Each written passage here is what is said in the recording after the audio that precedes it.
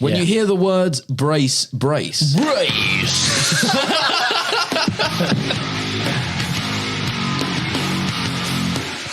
Yeah. It's your boy. Sorry, that was a terrible intro. I think it was quite good. But you know, it's not just us today. The thing we're really bad at is we never go like, welcome back to the Murders Podcast. Yeah. Sort of with your hosts, Kelan, Ryan and Giles Campbell-Longley. Today we're going to be talking about... Yeah, we're joined in the studio by Joseph Marks and also Kieren Owen, also known as the famous Jimmy the Giant, about to hit 100,000 subscribers on YouTube. Blah, blah, blah, blah, blah. Like, yeah, but there you go. You heard that. I think yours is better. What, brace, and then... Yeah, brace. Beautiful. Hello, Patrons. If you can see this, the camera is flashing, so hopefully we're good. We're all drinking beer. Yeah, I got me a little punk IPA. Mm-hmm. Yeah, what am I drinking? I'm drinking a Life and Death. It's actually Keelan's. I stole it. Yeah. Hazy Jane. Good old Stella, come on. Yeah, I don't know. Reliable It's just, seller it doesn't for you. keep up. Look how trendy we look like. We are Wimpy, trenders. wimpy. Yeah. We live in Shoreditch. hefty. We I live in need a long Shoreditch. beard and Yeah. a flannel Mark's t-shirt. is You ready look to- like you need a wife. He's just going to vest. Yeah. A white vest. Yes, that was the word. Take my top off now. There's another name He for needs it. a vest and he's going to batter a woman. Yeah, basically. that's pretty much Oh, what. Two more of them. He's Yeah. a different man. I've got 2 more in the fridge. Let's go. Let's see what happens. We don't really have... No, normally we're very prepared, aren't we? Oh, yeah. Sure. We're freestyling. Yeah, sure. Normally we're prepared. That's bullshit as well. No, but normally with like a guest, we'll go a bit back and forth. Basically, on like, they don't respect me enough. So No, they're like, just, we're good friends Just- with you, so we just, feel like we just want to chat. And But also we chill had out. feedback from our our treasured listeners who basically said they prefer it when it's a bit more loose. They prefer Yeah. if we don't talk about music, but we still do that because fuck you if you don't like that. And I don't know why I looked at the camera. Yeah, it does make you want to do that. It's the Patreons. The Patrons Yeah. love our music. To be fair, the talk. Patreons do These like are the the guys They chat about talking it in about Discord and stuff. good Yeah. money, and you're swearing at these. It's just yeah. wrong. But they don't like if you talk about, is it specifically metal? If you talk about Probably. Travis Scott, which we found out today, Giles loves Travis Scott. He's been singing him non-stop. He's been, The thing is, it's not even the Goosebumps song. It's the, it might be that same song. I can't do it now. they do all sort of vaguely sound It the same. switches up after that one. It's like, after the Drake Banger. bit. What's the one that goes doom, doom? Oh, that's a good one. What is that? I don't know, it just sounded good. It was so good when he did it. That's the bit that it starts. No, is it like halfway through the song and it suddenly does it? Already onto Yeah, that's music. it. Yeah, And he's like screaming down the mic, and then he's like, whoa, hold up. He's like, spread those circle pits bigger. And then, yeah. for context, Giles all day he said earlier, he was like, "Oh, I hate Travis Scott." This is how the conversation arose. He goes, "I hate Travis Scott." No, I said- Then proceeded to I speak said- about Travis Scott all day, singing about him. I didn't say I But hate then him. he come back here and just put on a Travis Scott live set. So Because I don't know wanted what to think. look at how bad they are. I said yeah, Travis yeah. Scott is the most overrated artist of the last decade. Bullshit. That's not bullshit. To be honest, I don't have an opinion on it. I just thought it'd be funny. We've had our heated conversation Yeah. on this, so it's fine. But ultimately, Giles is wrong, and that's fine. That's fine. I can be wrong. It's a Yes. subjective thing. So, welcome. We're glad to have you here. You're popping off, aren't you? I guess. You've been kind of chilling on the back burner for 5 years, making your music and things. And to be honest, you're now at the level that I thought you should have been at when your music and your videos were really like Tech Wash, and then do you know Tech Wash is made fucking minutes from here? Oh, really? The place that it is made, that company is What literally is down it the road. actually designed for? It's like cleaning Something like that. products like that. I Yeah, think. and also they do like right. waterproofing and things like this. Yeah. Anyway, yeah. Now I feel like you're getting the recognition. I mean, I guess you're probably getting quite a lot of recognition from outside of the sport, which is sick, and we can talk about that as we go on. But just within the community, when you were like doing your thing, and it really felt like you were doing your thing, not like trying to be anyone else. You were just being fucking Doing silly things. I don't Making, know like, if it was silly videos. Morero or Kieren, because I always saw it as like your baby, but the other guys were involved. Yeah, I mean, it was could see definitely that. like I would always come up with a funny idea, and then me and Greg are very good at like spitballing an idea. So like something will go from a small idea to like a big thing.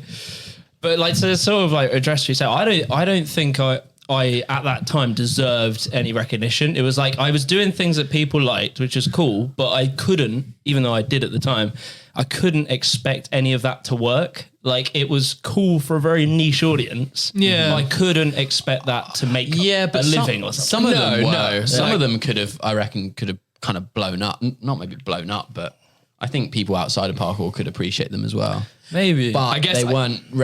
I still feel like there was not many videos uploaded to Marrero when those were coming out, and it typically does take a while before a YouTube channel can take off. But it's like no one on earth is going to click a video entitled like the Diego Flame Show. Like that's No. So I mean, so, I guess I don't mean like you're getting the recognition you deserve in terms of like now you can actually make a living off of YouTube. Oh. I just feel like within the community, like it was more like people should know about this guy. Oh, okay. And back then it felt like you were doing something that was very unique, and it wasn't like half-assed. It wasn't like, oh, I made a song. It was like you made a fucking song or whatever, or you had a concept, but it felt like only the sort of the UK bubble was getting it, which is understandable because it's that humor. It was like, I think that was like the curation phase. So it was like figuring everything out. Yeah. And it's sort of like planting the seeds for stuff. Cause like we were doing like comedy sketches and I still really want to do more of that. But it's like, I think I was just like chucking shit at a wall and just hoping that something would stick. Yeah. And just like being creative and it, like experimenting with stuff. And then it took a while to it took growing up effectively needing a job to sort of think, right, how do I actually turn this into something I can live off instead of like just fun? You, like people fucking apparently don't like it when we go like, oh, where did you go to school? When did you start parkour? But you obviously were running Marrero and doing all of that stuff. Were you in college? Were you working? I think kind of roughly. Yeah, I'm gonna guess I was working shit jobs. Like, yeah, I swear you said phase. you ran some sort, or not ran, but you worked on some sort of stall pop-up thing. Yeah. That was so I'm just trying to think like time wise. I think I'd have been working just crappy warehouse jobs. And so this was after school. Yeah. After school, after getting kicked out of college and then doing sorry, rewind. Why did you get kicked out? I just didn't like. Is this like proper kicked out, like fucking get out the door? The phrase, the sentence they used was, "We are inviting you to leave," which is like a really diplomatic way of inviting you to leave. Yeah, I feel invited. Like, it's nice. My headmistress did like interviews with everyone as we went into like sixth form, and she said something along the lines of like, that was it. She said, your sister, because my sister's a fucking genius. She was like, your sister is naturally talented or naturally gifted or something. You're not. No. She was like, she then went on to be like, you've got potential, but she just straight up opened with that. And I was like, cool. Well, at least you know where you stand. Anyway, carry on. So did college, got kicked out. That was like, I was doing like film studies, media production sort of thing, photography. Weirdly, I thought that like I was going to love media production. I was going to love photography. I hear this a lot. Yeah. But then, and I took film studies because, you know, you need to like take free. So I was like, I'll take film studies just because I need to fill another slot. And I didn't want to learn, I don't know, like economics, which probably would have been a better choice. Yeah. But I took that and I ended up loving film studies and hating the other two. Wow. I really. What's the difference? What happens in film studies compared to media? You just watch films. Yeah, Really, you literally. But we you did watch that in it- media GCSE though, or did that because they tie in? Yeah, different probably things? in GCSE. I guess it's a bit more broad. But in like, we did media production, which was like, they would give you some crap camera. Yeah. That like it was awful, like an awful camera, and I'm sitting there in my 550D, and I'd like come in like filming everything with the bokeh, and I was like, everything was so much better than everything. They were doing. Sunset, silhouette, sort of I swear they don't give a they don't give a stand like shit about this that. by a cliff's edge. But they won't give a shit about that. That's the thing. No, well, so basically, media production, to cut a long story short, it was all about like project planning. Realistically, it should have been like media production planning or management, but whatever. So I thought that was going to be really practical, which it was, but like practical, and I'd enjoy it because it was creative. But it turned out film studies was actually more up my street, because it was, you'd watch a film and you'd work out why they did things. So like we would study Fight Club was like the, you know, the go-to, or like some horror film or something like that, and you'd work out I'm trying to remember the words, but it was like you'd work out why things are happening. Like I can't think of the word, but like there are characteristics to genres, and Yeah. specifically horror film. There are like tropes that will happen in every horror film. Yeah. Like every murderer will have a phallic symbol, which will be the knife or something like that. And I just really found that interesting because you were kind of watching a film with a different eye. It wasn't just like you were sitting and mindlessly absorbing something. It was like you were really looking at it and working out why they did so. We were talking earlier about Uncut Gems. Yeah. And to me, that was like, if I didn't do film studies, I probably wouldn't have had that same sort of appreciation of that noise okay. that Yeah, they created and all yeah. that. Because that was like, Yeah, see, to be fair, I probably only paid attention to that kind of stuff because I'd seen not even reviews. I think I'd seen almost like the equivalent of you talking about it and talking about those moments of the film and those aspects. And therefore I knew to pay attention to it. yeah, that's kind of it. It was like, yeah. So now when I watch films, it's like, what was actually the point? Oh yeah, we were trying to work out my backstory. Just talking about films again. I could talk about Uncut Gems for a while, but Andy Samberg's back catalogue. yeah, not Sandberg. You're thinking of Sandler, Adam Sandler. yeah, Andy yeah. Samberg. He's a good actor. Yeah, he is. Very funny. So when you were doing, is this when you're doing Morero? Yeah, that's it. So I remember where my question was going to Yeah, go. that's what I was trying to talk about. I was like, hang on a second, we're on a big tangent. Yeah. So then I did I worked at Go 8. That was a wicked There's job. a cracking Go 8. You know that Yeah. Pine Eaton we drove past? Oh, really? Oh, Yeah, it's a Yeah. banger. I love Go 8. Best job ever. Especially for free, and it's really good. Did that. And then I started a street food stand Yeah, when I that's was a what I heard vegan. about. That was it. Yeah, in St. Albans, Bedford. which How did you just start that? What was the process? My behind mate that? came out of university and he'd like studied marketing. Yeah. And we were both, I don't know, we just wanted to make a business, like entrepreneurial kind of thing. And we were like, oh yeah, it's just this. And I was like, vegan. And he was like, oh yeah, because like vegans pop in. Yeah, I was yeah. on veganism before it was cool, man. I was like, I was yeah. But it was like, we just sort of found a niche and we thought street food. He liked cooking. So we did that. It obviously didn't make a fucking penny. Like Really, yeah. like, oh my God.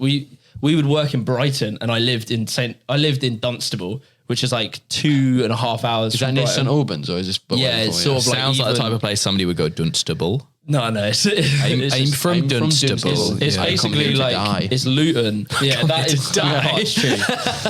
It's Luton's like shitty brother. It's Right. like Yeah. I don't know. Maybe it's the other way around. It's where all the aeroplanes, when they take off out of Luton Airport, dump their, fly over and dump dump their urine and all that. yeah.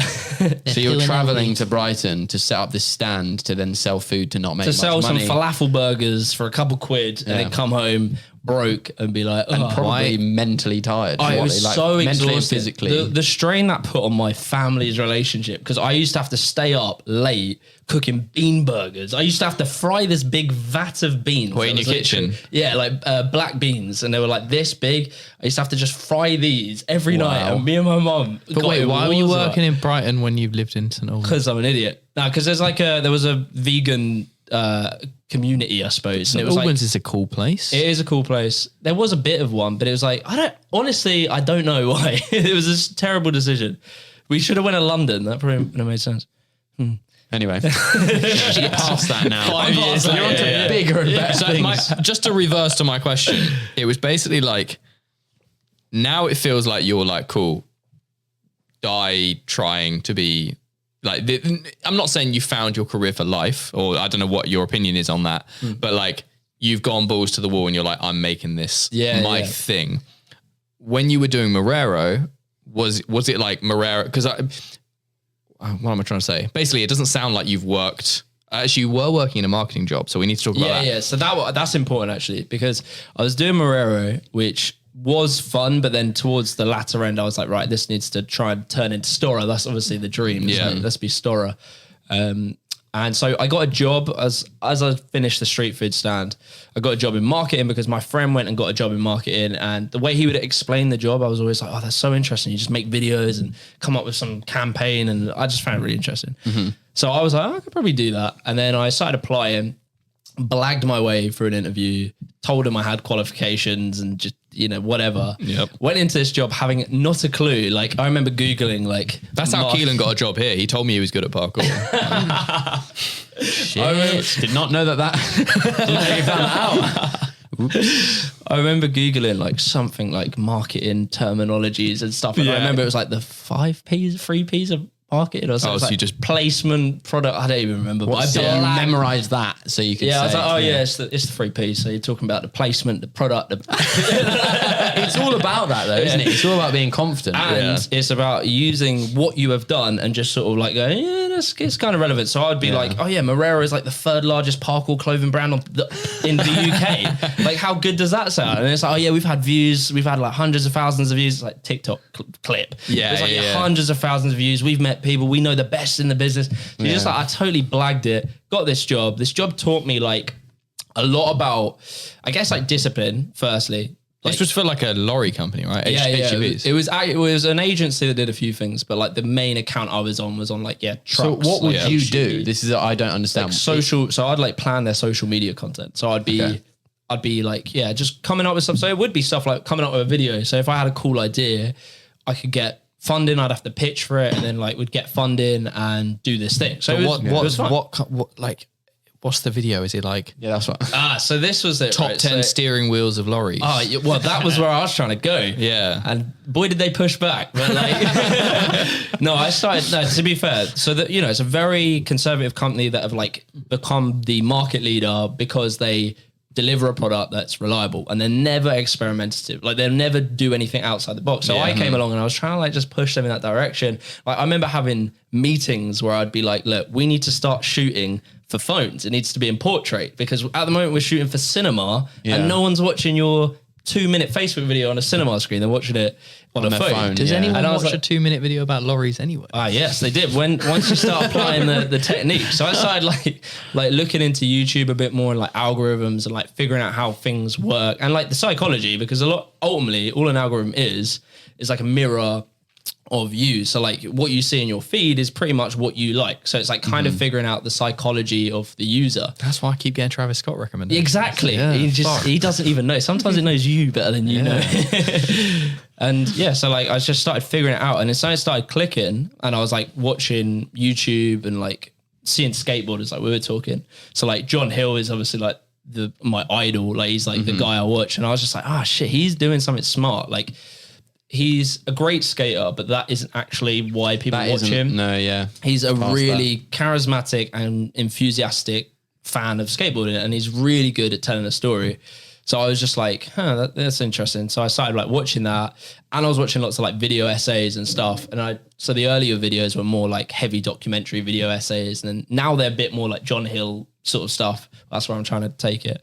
But yeah, that job was so important because it taught me so much, not only about like marketing and like what people like, but also about like discipline and just going to a job, working all day, coming home and then going, right, I'm going to make YouTube videos. So I was like working flat out, just doing this. All your time is literally consumed with working. If you want to call YouTube work, because it essentially work. is. It's If you think about how much effort you're putting in. Yeah, like I worked a lot harder then than I do now, to be honest, because I'm now like in a nice position where I can allow my creativity to just sort of happen, and it's not as regimented. But I used to literally, I'd come home from work and then I'd be straight making videos, and it was just like, it was hard, and I couldn't really train that much, but I was loving it because it was starting to like actually grow and do stuff. So I was like, the motivation on that, it really helped. There's something that I've been essentially self-employed for 12 years.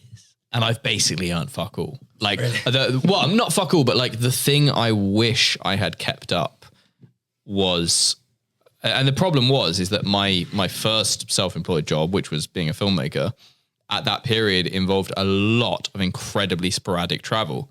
So I always told myself, like, there's no point even trying to get a job because like, there's no, like, can I have a job? Can I have a part-time job? But like next week I'll be in Dubai, and then the week after I'll be able to work, and then the week after that I might be in Santorini, and like I won't know until 3 days prior, or maybe not 3, but like, so I always just told myself it's not a thing, and maybe it wasn't a thing, and I'm not saying I wish things had been different, but I wish I'd almost had, like, I worked at Apple for like 6 months when I was like 18, 19. Yeah. I wish I had almost stuck out a job in the same way that you had, to almost learn what it's like to have a consistent monthly wage, so that when I then took on like the freelance thing on my own, I knew what level I had to sustain, because I've basically been self-employed for my entire life. it's always just been like whatever money is like, cool, that's what I'm surviving on. Whereas I think if you switch from a consistent salary to an inconsistent salary, you know your targets for that inconsistent salary because they've already been applied to your lifestyle. So you're like, cool, I have this, I have to match this. And also it's that extra element. And I mean, I work a lot and I love to sit on my laptop late into the evening, but it is that thing of being like, oh, maybe I only have 4 or 5 hours in the evening to squeeze in this side project, which was YouTube for you. Yeah. And it teaches you like discipline. Yeah, discipline. Exactly. Yeah. Like I always tell people, especially like creatives and in the free running world, and they're trying to, I don't know, do maybe what we're doing sort of thing, like doing parkour. I don't do parkour professionally, but you know what I mean? Like living off of parkour effectively. Yeah. And it's like, I always tell people, just get a serious job. Like, don't just, I mean, like, you know, it's fine. Everyone goes through like just doing odd jobs, but having a serious job will teach you something. And it's the discipline. And it's like, just like, I don't know, just being an adult. Like, I don't know. It's kind of hard because like, I think the caveat of that though, if that's the right word to use, is that you run the risk, and I've seen it happen to sort of people like, let's say Kelan, for example, incredibly talented athlete. Yeah. Like committed to a full 9 to 5, then you like has a monthly salary for 6 months. Falling into it. And he's like, okay, I've got a monthly salary. Like I'm 21, I should probably move out. You start getting rent. And then it's like, you are it's kind of the survival bias of going like, okay, well you've put in the graft and it's paid off. But some people for 6 months, they put in the graft on their side hustle. Not that I like that term, and then it doesn't pay off. And then it's like, oh, now I'm trapped in this. And then, I think so I do agree with that, but I do think some people are overly cautious of that. Yes, yeah, for sure. Like, because I was the same. Like, I was always like, I'm not getting a full-time job. I'm going to keep working Go Ape, and I'm going to keep doing these like 3 days a week type things. Yeah. And then, I don't know, eventually it was just, I don't know, you might be right. It might be like, survival bias, where it's like, you know, it's worked for me. But I do think there is something in learning that world. And, and also like, I definitely don't disagree with that. Yeah. Sure. And it's like, I do think there is like something, like I learned so many things about like, you know, we would be staying in some hotel in like a really fancy place, and it's like you got to know how to talk with people, and you learn so much through that. And it's like learning how to manage yourself in these situations, learning how to pitch ideas as well, like getting people on your side. I don't know. For me, it was incredibly beneficial, and I do think there are lots of people that are very reluctant at maybe entering the world of like, you know, like a formal job, because they're like, oh man, there's an office job, I don't want that. Like, I think social media and also the community that we're in, and as you said, there's people like Stora, there's people like you, there's people like, I guess, us, like, it makes it feel like, oh, I can just like, it'll work. It'll work. Yeah, and because like, they don't see anything behind it. That's why. That's the problem behind the scenes. Like, they don't know how hard you've worked for this, if that makes sense. You only see, tip of the iceberg. You see the end result. Exactly. And you don't see the grind, and you don't see like, some elements of luck as well. Like sometimes just things happen at the right time. And I definitely think you create the luck, like you create the opportunities, you create the, but like, you know, there's so much to it. And like, if you just see Story and you think, all right, we're going to end up doing that. Like, how many of us thought that? Like doing Morero, it was like, oh, Star have done it. Surely the algorithm's just going to take us and we're all going to fucking fly. It didn't work. And I feel like that's the majority of teams probably look at that direction and go like, oh, if we just keep doing this, it's all going to be fine. And for some of them, it might be, because we're all trying collectively to rise that tide that kind of takes all boats with us. But like, it's not a guaranteed place. And it's just... No, like we're not in that place. We're not, as a community, like as a sport, we're not in that place that we have that cultural relevancy, like say skateboarding. And we all look at skateboarding and we're like, oh, but you know, you can have some random skate brand and that. Yeah, but it's massive. It's so big. So big. So it's like, even if you just had the core skate audience watch your videos, you're getting hundreds of thousands of views. Yeah, and it's like parkour, I don't know, like, and also there's that sort of thing of sometimes it's worth looking at when, so like for Stora, when did they start popping off? Was it 1 year ago? Was it 2 years ago? Was it 3 years ago? Was it 4? Because it changes the algorithm, and that's one thing that people don't understand. Is like the algorithm is so different from the last 2 years than it was 5 years ago. Yeah. So someone might be popping from, like, you'll see it all the time, like Storm. They were big and they have a big following, but if they put out a video now, you know, and they're good videos, they don't get the same views. I mean, Storm were undeniably like just fucking huge at the time when like Tim was kind of the champion of it. And there was like music artists wearing Storm t-shirts. Tim was the champion. I thought you were thinking Tim champion. But like Storm had like, I don't know. Tim Sheaf. Tim had connections and like Storm had music artists wearing Storm t-shirts in music videos and stuff like this. Like they were kind of on a sick trajectory, and then a lot of stuff has happened over the however many years. I think the thing to remember is that no one is technically safe. Like you're popping off right now, but in 2 years' time, realistically, Could be done. Yeah, Like you never know when the train's gonna. and it's exactly there's so many variables that affect that. Like, but that's why you got to be smart with that, because I can already see from what we've been talking about today as well, like not on the podcast, but like how to play by.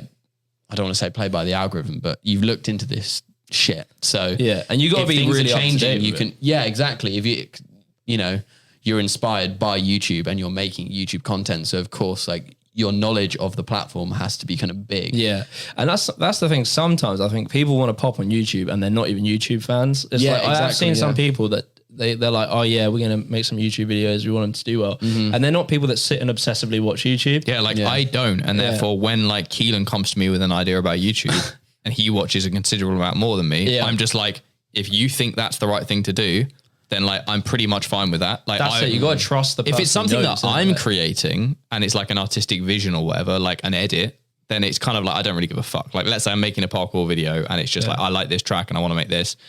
That's an artistic thing. But when it comes to like, okay, we're going to try and grow on this platform, which is a very different thing to just going, I'm going to make exactly what I want. Like. It's the fine line between making what you want and making what's going to grow. You gotta love the medium. Like I love YouTube, and I like films. I like the film world, and one day I probably would love to tap into that. Yeah, but YouTube's just so different. Yeah, YouTube really is. It's so individualistic. Like you can do anything, and if you know how to just tie it to someone's brain, like how they think, you can probably get an audience if you really try. I still think it's just one of the most personal platforms. It's really weird thinking about it because it is just a lot of watching compared to this one we can get in everyone's ear. But compare that to Facebook or Instagram or any of those. Of course you're talking to people on there and it's a social platform. But YouTube I still think just is so personal. Even just watching videos of like your favorite YouTubers or whatever, a lot of the time they can really hit you and you can really relate to people. 100%. People can be more open. Especially, I think YouTubers have a better success at making like second businesses and stuff. Maybe merch. Once you have that, it. 100%. Because people like you see it with like Instagram and you see it with like TikTok people. Those people aren't. It depends because some Instagram people are very good at making it about them. But like there was like this article. It was about like this woman had 1 million odd followers and she couldn't sell like $300 worth of clothing. Because like they don't follow you for, you just don't have the same time. Like maybe if you're really good at your stories and that, maybe they start to, but like on YouTube, they follow you for you. And well, it depends how you make it, but they can do. Well, it's because of, if you think of the time difference as well for YouTube, when you watch a video that's most likely being pushed to the top, it's most likely going to be 10 minutes or something. That's a lot of time out of someone's day, whereas Instagram and all of these other just fast like mindless. They're mindless and they're quick. So you might be getting loads of followers, you might be getting loads of views, but at the same time, these people aren't going to care if you drop off in the next like week. Yeah, if you just suddenly TikTok disappear. is like the epitome of that. It's like you can have like how many of us know people that probably have millions of followers on TikTok, and it's such a fucking bragging right, and it means at the moment it means nothing. But they haven't converted it to money. If a YouTuber who is I don't know, has 1 million subscribers compared to a TikTok or Instagram person who has 1 million. If the YouTuber stops making YouTube videos all of a sudden, a lot of their fans are probably going to get confused. Where is it? I've been used to seeing this guy's videos every week. They kind of care about you in a weird, it sounds like a weird way, but they've got to know you. Yeah, definitely. I mean, like the amount of people that I really looked up to growing up that were YouTubers, but it was like we were sort of talking earlier, it's like some people, they really don't understand the algorithm and then they get annoyed when their videos don't pop. And it's like, it just sort of winds me up a little bit because it's almost a bit like entitled to think that you have made something cool and therefore it needs to be viewed. And like people are privileged to see your content. And it's like, if you don't understand the platform in which you're making something, then why should it do well? So like, and that's what I say, like with my older stuff, like I couldn't expect any of those videos to do well because they weren't made for the platform. It's like, I don't know, it's like going to a Travis Scott concert and playing opera music. Like it's probably not. Do I get paid to go to the concert? It's like, it's not appropriate for the medium in which you're viewing it through. It's like if I put out I could imagine some opera and it's like, it's lit. Yeah, to be fair, now I'm thinking about it. it's lit. Yeah, bit of auto-tune. Oh. But like, yeah, it's just weird how people do get a bit entitled about it. And the best thing to be, like, in my opinion, like the best thing to be is to be really like self-critical, but not like in a negative way, but just be like no one owes you anything. No one owes you shit. You have to fight for everything. And if it doesn't work, it's because you're doing something wrong. And like when it comes to trying to succeed in anything, you have to put like the earnest on you, like, because you can't control for anything else. You can't control for how the world is or how people are. You can only control for your input or what you make. Yeah. So it's like, yeah, you can complain about why a video hasn't popped off. You can complain about this, but the only thing you can have an actual change in is what you make. And it does sort of wind me up a little bit. The thing I think that like you've sort of tapped into, and I think like not just you, but I think is an incredibly important thing that a lot of creators benefit from. And I was just sort of thinking about this as you're speaking, that like there is a personal connection, like, and you benefit because you are like the solo creator of your videos. So you get this constant narrative from you. And it's like, you build this connection through just hearing your voice, through seeing you, through seeing what you're interested in, through seeing what you're passionate about and things like this. Because it's like the bands that I willingly want to put money into are the ones where I have built a personal connection through listening to stuff about them, not just the lyrics, but like, it's the thing. And it's the same with brands. Like the brands that I like are the ones where you know the people behind it. Definitely. And if you just put out a video that is like, here's my creation, this is what I love, blah, blah, blah, whether it's a parkour video or whatever, if there's no personality behind it, and I'm not saying you have to weave that personality into that specific video, but like, let's say if you put out like some art house film that was 12 minutes long and some parkour thing, I would probably give that much more of a time of day because I kind of know you as a person and I respect that. And I want to put time into that because it's something that you've created. But a randomer doesn't know that. A randomer doesn't know that. If that's what you were going to say. That's it. It's like you got to build up that trust. Yeah, it's literally it's building the trust with the audience and by creating that connection with the viewer, it kind of because the whole game is so saturated. So it's like you know, someone can just watch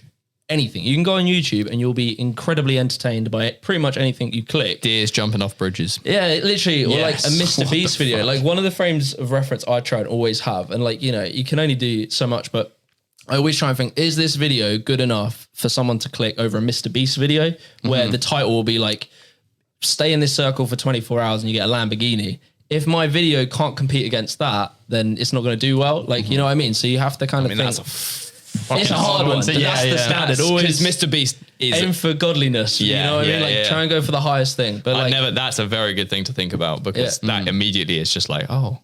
Yeah, why would someone click? Why if my video is called like, I'm trying to think of a crappy free running. Oh, I had two like Resurgence for the love movie. No, that because I don't know. It's like kind of hard. An event name and then 2019. Even and it's that's got a bit more to it. No, but even just like, I mean, like, let's name what we called our fucking videos. What about breathe through incognito? Like, imagine that's what you titled the video. What the hell does that mean? Yeah. And if I saw that in my algorithm, breathe through incognito, why would I click that versus if you stay in this circle for 24 hours, you're going to get $5 million? I mean, YouTube is basically television nowadays. Yeah. Like, kids aren't going to be watching television, I don't think, when they grow up. It's going to be YouTube. It already is. And it is. Fucking already is. Like television barely exists. Yeah. The thing you were talking about with why you'd click on that certain video, in that book, Show Your Work, they're talking about that too. Yeah.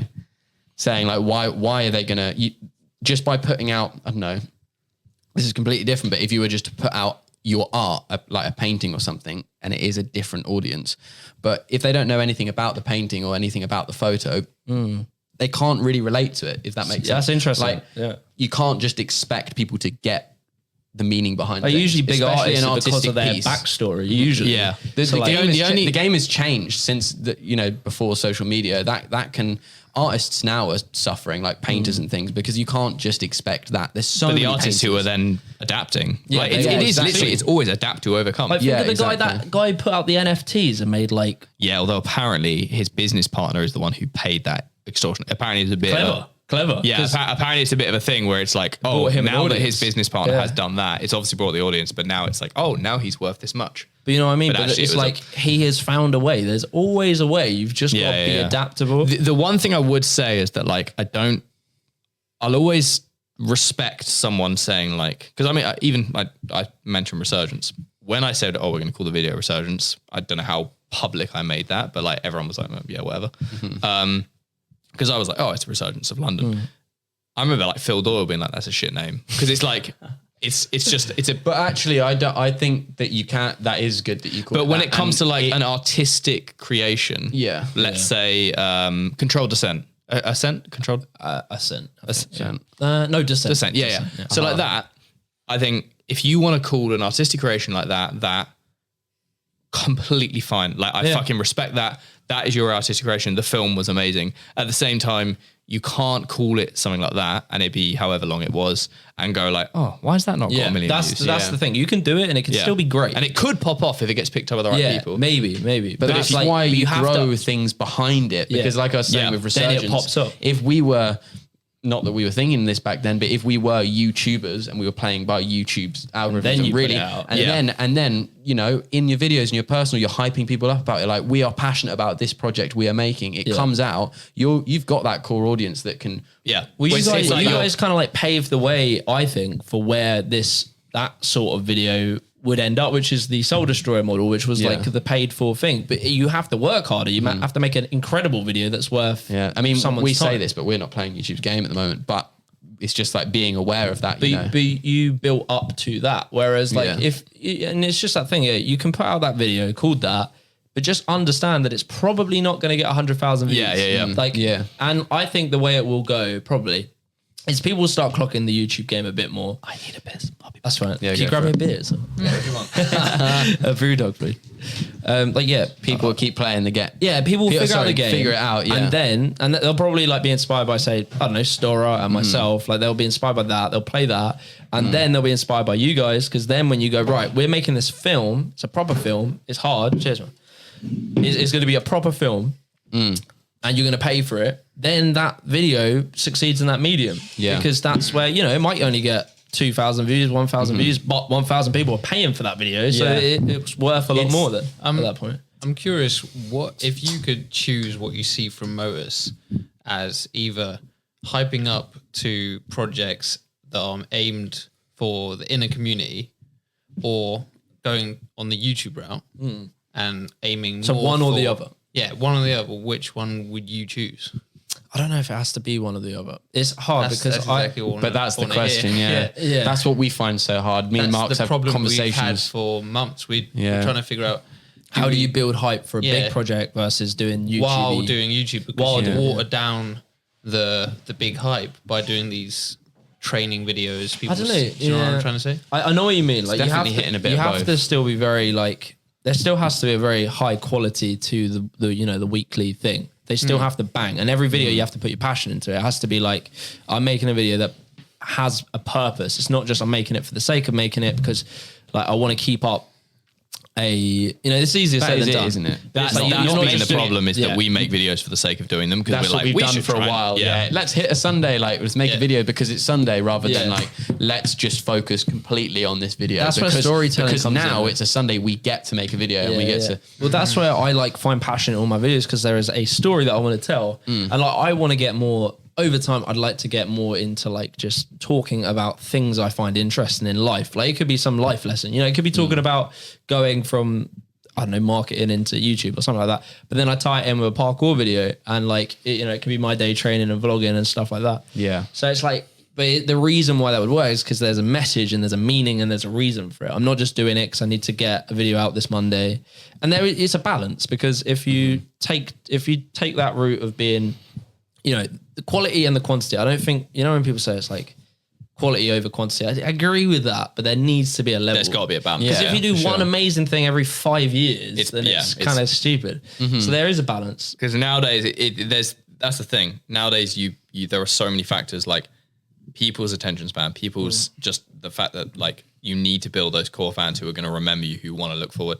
Because it's like if people know that every Tuesday or every Sunday you're releasing a video, like that benefits a huge amount. It's definitely worth doing, even if you are just chucking them out. It's worth having that presence, but at the same time, you need to always be working towards trying to find a formula that you can really, I don't know. It's hard, man. Because it's hard. Even the It's quite podcast is like we were banging them weekly a year ago, and then we kind of slipped a bit. Yeah, I mean, COVID kind of got in the way, and like we didn't like doing them online. But then and you can see the difference because when we first started banging them and they were weekly, it was a bit of an obsession too. Like you've got to. It was a new drive. For any of these things to work, you have got to be, like you were saying, if you're not a YouTube fan, like how can you expect? Yeah, it's got to be your passion. You've got to be obsessed with it. And I remember us when we were planning for podcasts, we'd have sheets of pages of topics and all these things, and it was so easy to whack on a podcast, and we're hyped because we're like, we've got all these things. But that we could want be to talk about. that could be thing. I bet With I know YouTube, you that two. can Like happen. we've spent a day together, and it's like I know you have so many things you have interests and thoughts and opinions on.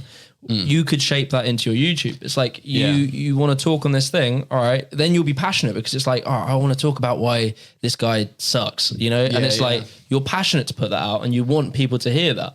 So then it becomes a lot easier, and then it's just about finding the formula and like a way of doing it that works. But I think the best thing really is probably to try and find things you are genuinely fascinated by. Yeah, like I'm that's the fascinated by the culture of parkour, so it works well because I can just talk about it forever, and like there'll be an audience for it because they can feel that passion. Whereas where, like say Storm, we'll take Storm, when they were doing like 3 videos a week. Actually, I think Farang did like 6 videos a week. Farang went heavy at one point. And it's like, do they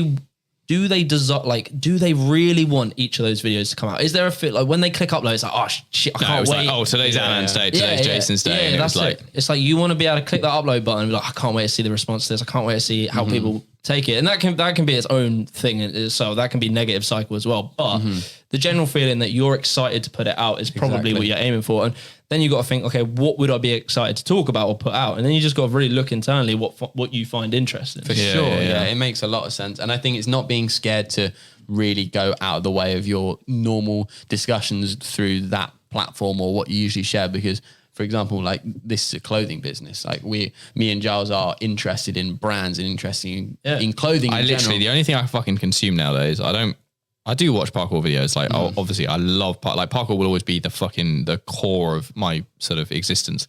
But in recent years, because of my lack in past years, I just read and watch and listen to business, e-commerce, etc. And I've learned so much. And it's like, I write in my spare time. Like I fucking on Sundays or whatever, I'll sit down. I've got thousands of words written about basically stuff that I feel like could be worthy content, whether it's podcast or video, which is basically like the mistakes I've made in the aim of I want to put it out at some point. You could do something like how I nearly destroyed my dream project or something. But it's like business. My one thing I want to do is just put out content that stops other people making the mistakes I've made, right? Yeah. And I've got this thing on the back burner. Like I literally have thousands of words written and I'm like, what do I do with it? But like, you could so easily shoehorn parkour into it by going out on a session with, like the Motus guys, go out on a session and talk about your subject, fill in some B-roll of people training because that's just part of your life. And then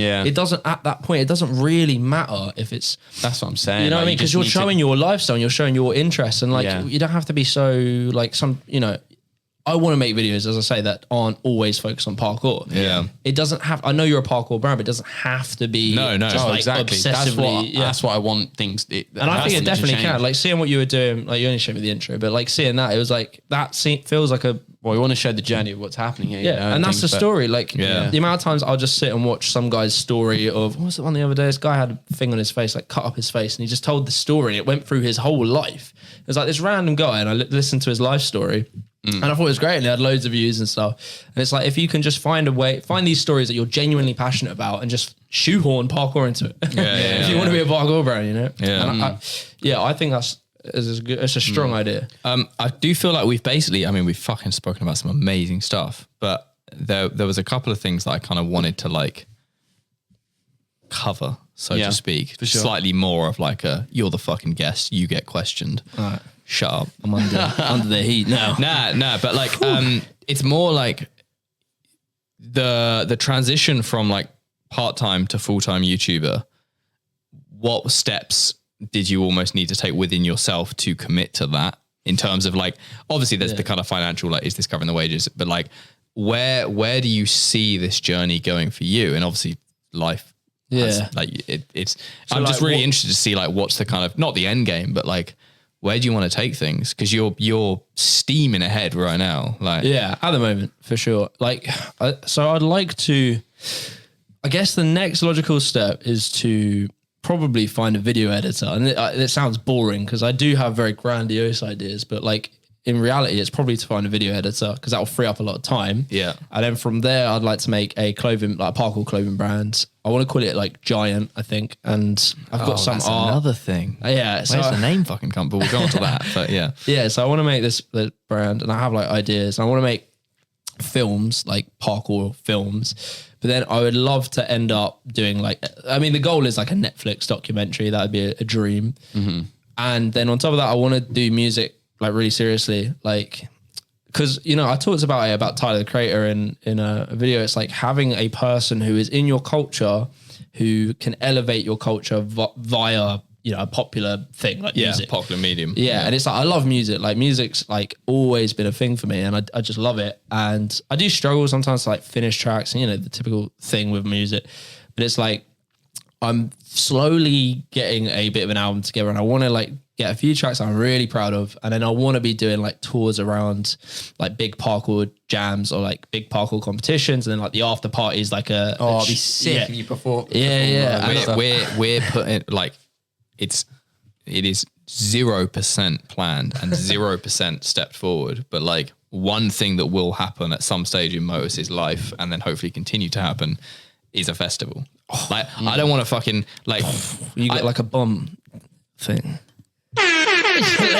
like all I'm saying is that is a vision, but I will make it happen. I don't know if it will be like a festival. Yeah. Like Parkour huge. setup, you know, But a something stage. that combines parkour, culture, clothing, mute. Like imagine Food. for the, yeah, exactly. Yeah, That's a big food. part. Yeah. Not like that. Portaloos. Yeah. That's a big part of it. You know, Going in the for the back. love of movement, I'd go there for but the kind of slightly, obviously still focused on parkour, but it wouldn't be just like here's a bit wider, I broader, suppose, but with yeah. a heavy focus on. I mean, initially it would probably be like a 2-day event, and in the evenings you'd have 3 hours of music because you just scrabble in whoever you can get.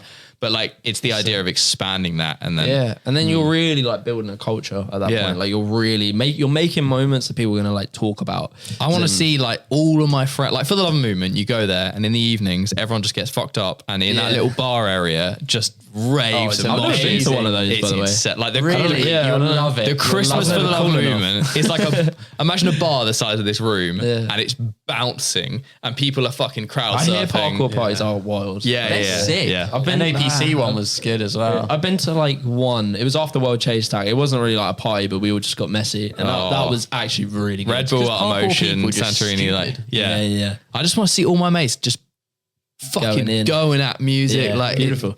Yeah, I mean, like, so I'm trying to make a little collective of like musicians. There's like Aiden, do you know Toxic? He makes some beats. Yeah, for, like, yeah. So like Aiden, there's a guy called Sam Lavelle as well. Yep. Arthur sort of like we were talking, but our genres aren't very similar at all. So maybe not. But we kind of want to make this little collective. Like me and Aiden made this. It's gonna sound really cheesy, like saying it, but we made like a drill parkour song, and it was a joke. Like he sent me him freestyling these bars over like a drill beat, and I was like, Aiden, that actually sounds good. Like it doesn't sound really tacky and gimmicky. Like you know that free run parkour like is a bit lame. Yeah. Like it didn't. Yeah, I'd see Giles' face. He agrees. But like, it was. We don't want to sound like that. We were just like making these kind of like obscure references. There's a motorsport in there as well, and like we did this thing, and we both sort of like we sat back and we're like, this is actually good. Like I think there's something to this. So hopefully we're gonna get. Hopefully David Nelms is going to shoot a video because he's a good cameraman. Yeah. And we're going to go to like IMAX and make a jam and like film this video. So hopefully, and we'll do it like it's tongue in cheek, obviously. Like, Yeah. we're making a drill track, so you know it has to be somewhat tongue in cheek. I'm still trying to work out the difference between grime and drill, but I'm getting there. I could maybe explain it. No, it's all right. Well, I tried with the Travis. beat's different. Yeah, I know. Grime is Grime's good, and then drill's a bit more trappy. I don't know if that makes sense. Anyway. We want to make this, so we want to make this like collective, and then that would be hopefully tied in with a brand, and then hopefully that would lead to just doing, I'd love to be like the Bones Brigade, or like, I don't know, just maybe not. It doesn't have to always be like the rehashing some old school skate shit, but it's like, I would love to just make really culturally relevant things. And personally, I would genuinely love to be a big musician. Like that's a dream of mine. Whether or not it will happen, who knows? But I feel like if I really hone in on my sound, which I'm starting to at the moment, there's a chance of it.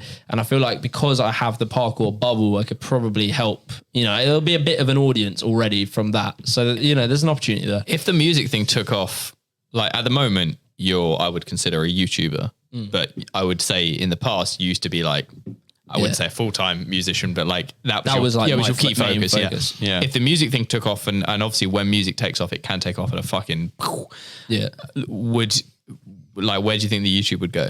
Hopefully like tour videos. So it'd be like, you know, just a camera following us around. Yeah. So it'd still be, because I think that's the thing. Once you learn to document and how crucial it is to building, you kind of don't forget that. No.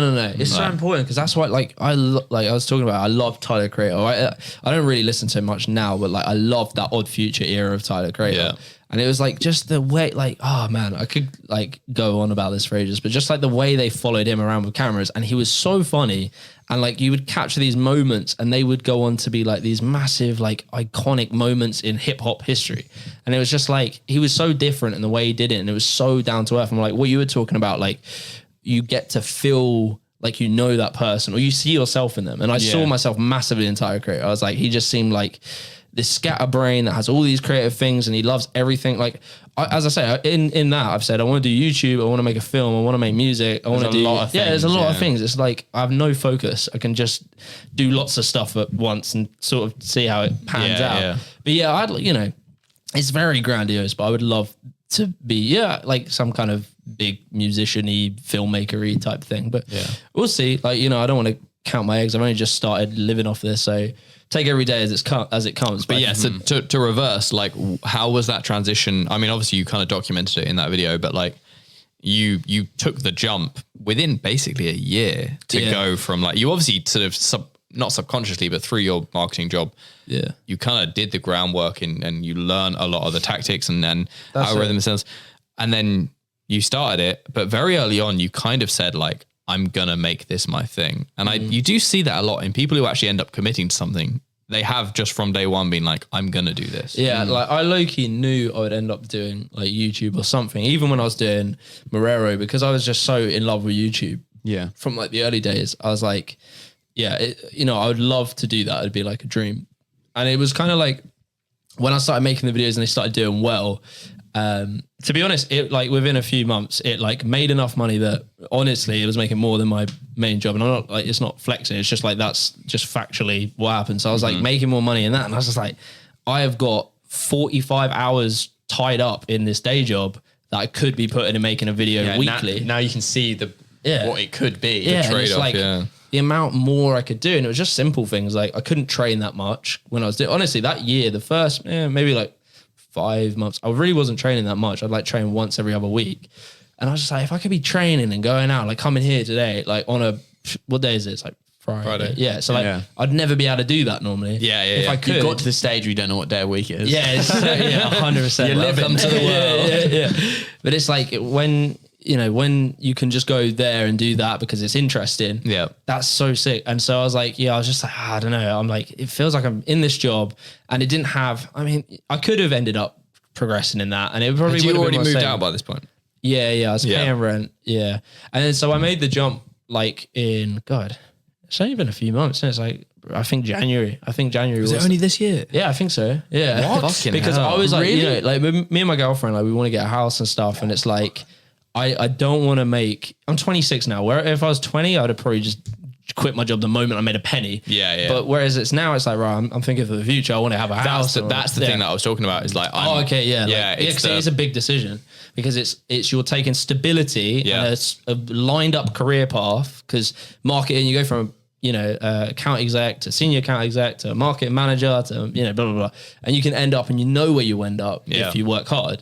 Like it's just pathed out for you. Whereas this, it's like you're kind of cutting through the weeds and just trying to figure a route. And it's like, I kind of had to make it certain to my girlfriend, like she wouldn't have said anything or done anything, but to me it was like, as I guess, I don't know, like, I'm trying to be a stable human. And like, well, it's just simply like, and it's something that I've had to deal with over the last decade is like, if you are in a relationship with someone, like it's a sign of respect. You got to be their rock, innit? It's like you just have to you have to pave your way. Like you can't be a fucking burden. Like, that's it. Yeah, so. And it's like to me, and although she never would have said anything, or probably even thought, I don't know, she might have thought it. But I was like, to me, I know I need to be stable and like a rock, because why would you want to be in a relationship with someone that strong alpha male, not a beta bitch boy? You're getting cancelled right now. They're coming for you. But you know what I mean? Like, and it's the same. Like the girl should be a rock for you. It's like you need to be stable. Like if you're just flapping in the breeze and some new interest has popped up, it's like, I'm going to put all this time. It's whatever. It's not going to maybe not work out in the long term. So I was like, right, I need to be serious. And I honestly, I was just looking at for me, it was like when I was reaching a certain financial position and I was just like, look, it's so obvious, like the trajectory, that if I had the free time, I could do this, this and this. That's why I set up a Patreon, and I planned to do a bunch of stuff on that, because that was originally right. If I've got Patreon that covers my rent, then at least I'm safe for that. Yeah. But then over time, we were sort of talking earlier, like it become, the time to put into that wasn't financially returning the same if I put it in YouTube. So it was like literally the moment I quit my job, just everything was fine. It was just all sorted. Like emails are coming in from like sponsors and stuff like that. It was one of them moments. And I'm very much like one of those spiritually people, but I'm not a complete out with the fairies, but like I do just definitely think that like God or like the universe sort of went, there you go, there it is. You made the hard decision. You worked hard. Here it is. Yeah. Don't fuck it up. Yeah. Here it is. So, and that's why I say, like, still waiting. Still waiting. If you're up there. But that's, it's one of them ones. I could fuck it up, and I could, I've been given this blessing of an opportunity. I could fuck it up and then go back to whatever, and it wouldn't be the worst. It's going to get cancelled. Yeah, it's going to happen.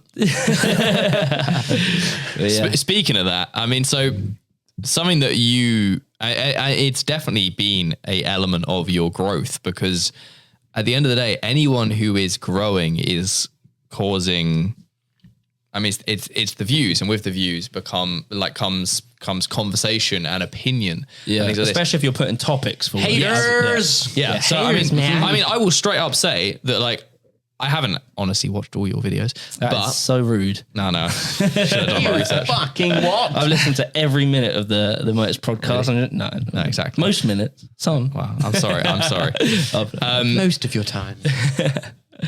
But there have been points that I have seen either through comments on Instagram or even personal things that I have sort of seen where you have been kind of called out, or so things that come to mind.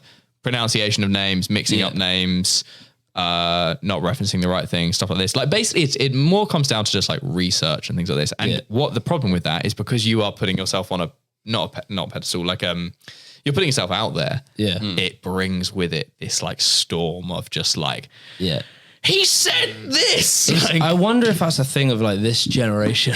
Oh, definitely. How do you deal with that though? And has it got to the point? I don't feel like, just because of who you are, like you're pretty good at looking past it, but has it affected you a bit? Oh, at some stages? Has it made for you sure. feel like, it's stressful, especially like, I don't really want to talk about it too much, but like that Wave Zero situation was stressful. Yeah. That was like, fuck. Like, there were literally people were like tagging in sponsors, and they were like trying to get, like, people said that they weren't trying to cancel you. It was like, no, there were people like emailing sponsors of mine, like, you need to get rid of this guy. And I was like, what the fuck? Christ, and it's like, it was pretty like early into it. I was like, damn it. So that was stressful. As well, it just doesn't, all right, so I'll say the bad shit, and then I'll say like how I really deal with it. But it doesn't feel great when there are people who attack your character, and there's a total difference. And I'm not a wimp. Like I can take harsh criticism. Yeah, it doesn't bother me. But when people just literally all they do is go at your character, like that's all. What do you mean by character? Like, that I've seen people say it is despicable, it is disgusting that you do that. You're disgusting for doing this thing. And this could be about saying that Orlando created Monkey Style. People like saying, "Oh, you're disgusting." For that. It's like that's a harsh word. And it's like it's not that individual. Has got to me. No, actually, no, that's a lie. The individual does get to you, but it makes you think like, I don't know, man. It's just like. That's such there's nothing you can take from that that's beneficial. There's people who really, it's whether or not they convey it through language and therefore sort of overdo how much they care. Well, there's people who really care a lot. Because I mean, that video, for example, there are elements of that and that style. There's certain movements that he's in the fucking room. I would say Mark's had a bigger footing in than maybe he was given credit for. But it's not the type. And now I'm telling you, but I don't think it's like, I'm not like, well, that's the thing. I'm not like, sort it out. It's when people just, but it's the people, they chat shit, but they just don't give any advice or. But also, that's what winds me up. Yeah, It's actually they've ended if you think of it in conversation terms, they've like ended a conversation before it started, and it's not how you would say it to me in person. No, like, exactly. You know it is just full on anger straight away. Full on, and also like, despicable and disgusting are like, what? It's a strong word, and it's not necessarily how is it disgusting. It's just like It's not necessarily that like eats at me. It's just I get wound up when I read a comment like that. It just makes me think, oh, you fucking loser. It's like, how can you be so fart sniffer? Fart sniffer is the word, right? You fart sniffer. Like, how can you be so like? How can your life be so boring that you sit? I have people, and I can see their names because you're more attracted to negativity in life. Always, like if you see a name, you will start noticing them. 1,000 likes, 1 dislike. Who the fuck's that? Yeah, who the fuck was it? Yeah. But like, I'll see these names and I'm just like, you watch every single one of my videos to chat shit. Yeah. You spend 20 minutes. Some people live off being the negative guy. Yeah. Like, whether or not they know it or not. No, and like, I more so feel sad for that person that 20 minutes of their life, what's that, like 80 minutes of a month. So that's got to be like fucking a lot of time in your life is spent just riling yourself up and getting pissed off and attacking your keyboard. So I'm more just getting this thing where I'm just like, I get annoyed for you. It's less so like I'm pissed. I'm like sad. It doesn't really make me sad. It just makes me vexed, like actually frustrated. Yeah. So then I'm just like, why the fuck do I make like, you know, when there's like real bad ones and like there are a lot of hate, I'm just like, why am I making this video? I love this community. All I want is for literally that person to have, as you say, you like when the seas rise, the boats will come with it. Yeah, I never get that fucking thing I like right. That expression. It's Nice. I've not heard it before. I think it's a rising tide floats all boats. Beautiful. I think that's the saying. I like that but I one. always fuck it up. It sounded But good. it's so good for basically anyone in parkour, like whether or not Tempest is progressing something or Kipper or whatever. Like at the end of the day, any win. Yeah, exactly. Yeah, and it's like, that's the thing. I'm just trying to see us all win. Like, despite what I might think of some people, certain athletes specifically, it doesn't matter. Like, at the end of the day, I want to see even the person I might hate the most. If you can make a living off parkour, and I've had something to do with that by just building the publicity or the image of parkour, that's a win for me. Yeah. So it's like, it does just wind me up if I get like really aggressive hate. And this is what we'll talk about in a second, but like there's a difference between aggressive hate and criticism. Yeah. But it's like, when you get in that, you just sort of think, why am I making these videos? Even though it's ridiculous because you have all these people that love your shit, it just gets in your head. So it does sometimes, like, especially because, you know, I've literally been doing this a year. So your whole life is now different. Like you can handle your friends maybe saying, oh, you shouldn't have done that. But like having 100 people say you're disgusting or something like that, it just starts getting, it's a little overwhelming. But then like you kind of just learn, like I feel like I'm better at dealing with it now than even just that like monkey style video. Like I feel from there, I could probably, you just get used to it. But certainly first year, your whole life's changing. Now people have an opinion of you. There's some guy that I've probably never spoke to in my life. There are people, I mean, I've seen it sort of on Instagram. Like there are people, I would say a lot of Americans. It's a clique, man. There's a small little circle of certain. There's certain words athletes. like cheesy and cringy and like. It's a shame because it's like, okay, they don't have to like your shit, but do they care that much to spread that to bring it down? Negative. Yeah, it's what to any There's of a lot of this stuff about. I'm not talking about specific people, but just like. I'm sure that person, whoever said that, has probably got some fucking lame shit that they do. Like, yeah, exactly. I know, but it's just even going down to just the singular comment. It's like, do they care? I just can't fathom caring that much about things. Like I watch so much YouTube, you watch so much of it.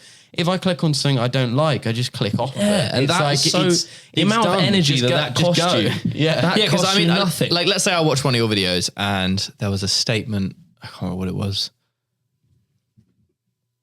Fuck, what was it? That movement police thing. Thanks, Jack Baker, for signing up to the Patreon. Sorry. Nice. Like it's the one where you say the like splatbacks. No, the like the if you did a flip, people would hate you or whatever. There's stuff like that, and I'll go because I was around back then. I'll go, Nah, it fucking wasn't. But the thing is, like, something like that, that's it. I'll leave it at that. Yeah, and I'll just yeah. be like, nah, fucking, like, there's stuff that you will say, and I'll kind of go, that's exaggerated. But that's also, it. Sometimes that's the thing that YouTube game. Like, sometimes that also kind of like makes me. I'm being facetious. I'm joking. Like, you know, people aren't going to snipe you for doing a backflip at a parkour jam. It was just like, you know, and maybe it wasn't true for certain circles. It wasn't mine, but it was just like, you know, sometimes I'm exaggerating for comedic effect or something like that. And some people are so like literal, but also can't take exaggeration sometimes. Like, you probably have said stuff that has sort of irked me when viewing for a second, not to the extent of writing a comment or anything. Yeah. But it's the fact that then that might become a conversation when I come in here and I'm sitting with Kelan. Yeah. And it's the little what's the word? Inaccuracies. Make conversation sometimes. Yeah. So like this is where, like I was saying, there's a difference between hate and criticism, because criticism I love. I think, what's that expression? It was a really good expression. It was like a rising tide floats your boats. no, a different one. That's a good one. You were in there quick. He's got that one written down, tattooed. Yeah. No, it's basically like you're refining diamonds. You're like criticism, some shit like that. It's like when you're trying to find the truth or find a gem or whatever, having people criticize it helps get to the answer. Because it's like, look, all we know about life is ideas. Like, we come up with thoughts. There's no, this is a deep philosophical question, but there's not much objective, like, we know this is this. Yeah. It's like the whole process is we're trying to get closer to the truth. Yeah. So it's like, if I put out my opinion and someone doesn't agree with it, and then they have a big debate about, is that the first person who did that? Great. That's a conversation in parkour. And it's like, I love that. I actually love, I guess the only sort of downside of that is when, like, from let's say I'm kind of, even from my perspective, if you were to say something and go like, this person was the first person to do this. yeah, I got it wrong on like the cast back full. I think I'm there was not sure, but like let's say I knew that was factually incorrect, and then I see that video get like 200,000 views, and I know there's a lot of like muggles watching that. I'd be like, fuck, that's like, it's a bold claim to make when it's incorrect, because then, but also you can't kind of like stuff like where you like incorrectly, I don't know, you get someone's surname wrong or something. Yeah, I'm a bit like, he should have done his research. Yeah. It's when you say you credit the wrong person. I do get it. It's like, Stuff like that. I'm like, he probably should have done his research. Yeah. But when it's like, oh, this was the first thing, and it's a bold claim and it might be incorrect, and it gets like 100,000 views, there's a little element of my brain that's like, now there's 100,000 people who think the wrong thing. But I get that. Like, I think it's a very valid criticism. But also it's like, I'm sure there's 1,000 skateboarding videos that I've watched and have been wrong. Sure. Yeah. But the ultimate thing, like, okay, so I 100% agree with you, but when you look at, for me, it's like bigger picture. Yeah. That's 100,000 people that now care about the history of the backflip. Yeah. And So it's like, I get what you're saying, because I do think it's right, but realistically, I cannot, as a single person making this content weekly, You can't do it all. I can't do it all. And it's Yeah. like, that is a bit of a cop-out excuse, because I do agree. But it's like, look, it's either I make these videos and maybe get something wrong, or I make one video a year and it's perfect. And it's perfect. Is there a way maybe you could preview your videos to OGs, like little groups? Yeah, a I've group thought of about OGs? that. It's just another, and it's another like barrier to. I think that's what It's hard because riles people up is where that I've heard people complaining is because you're getting that audience, and then they're hearing these facts that are represented as facts. They get annoyed when it's incorrect because of the audience, and it like changes the sport forever in their eyes, because they're seeing that you're getting so much more views and you're creating like a new community. Whereas I totally understand that. I get that, but it's like beforehand, those 100,000 people didn't know what that trick was called. Yeah. So it's like, although I do get it, like, especially in the parkour world, I think it matters more in the parkour world, because the people in parkour will be like, oh, now this person invented this thing. Mm-hmm.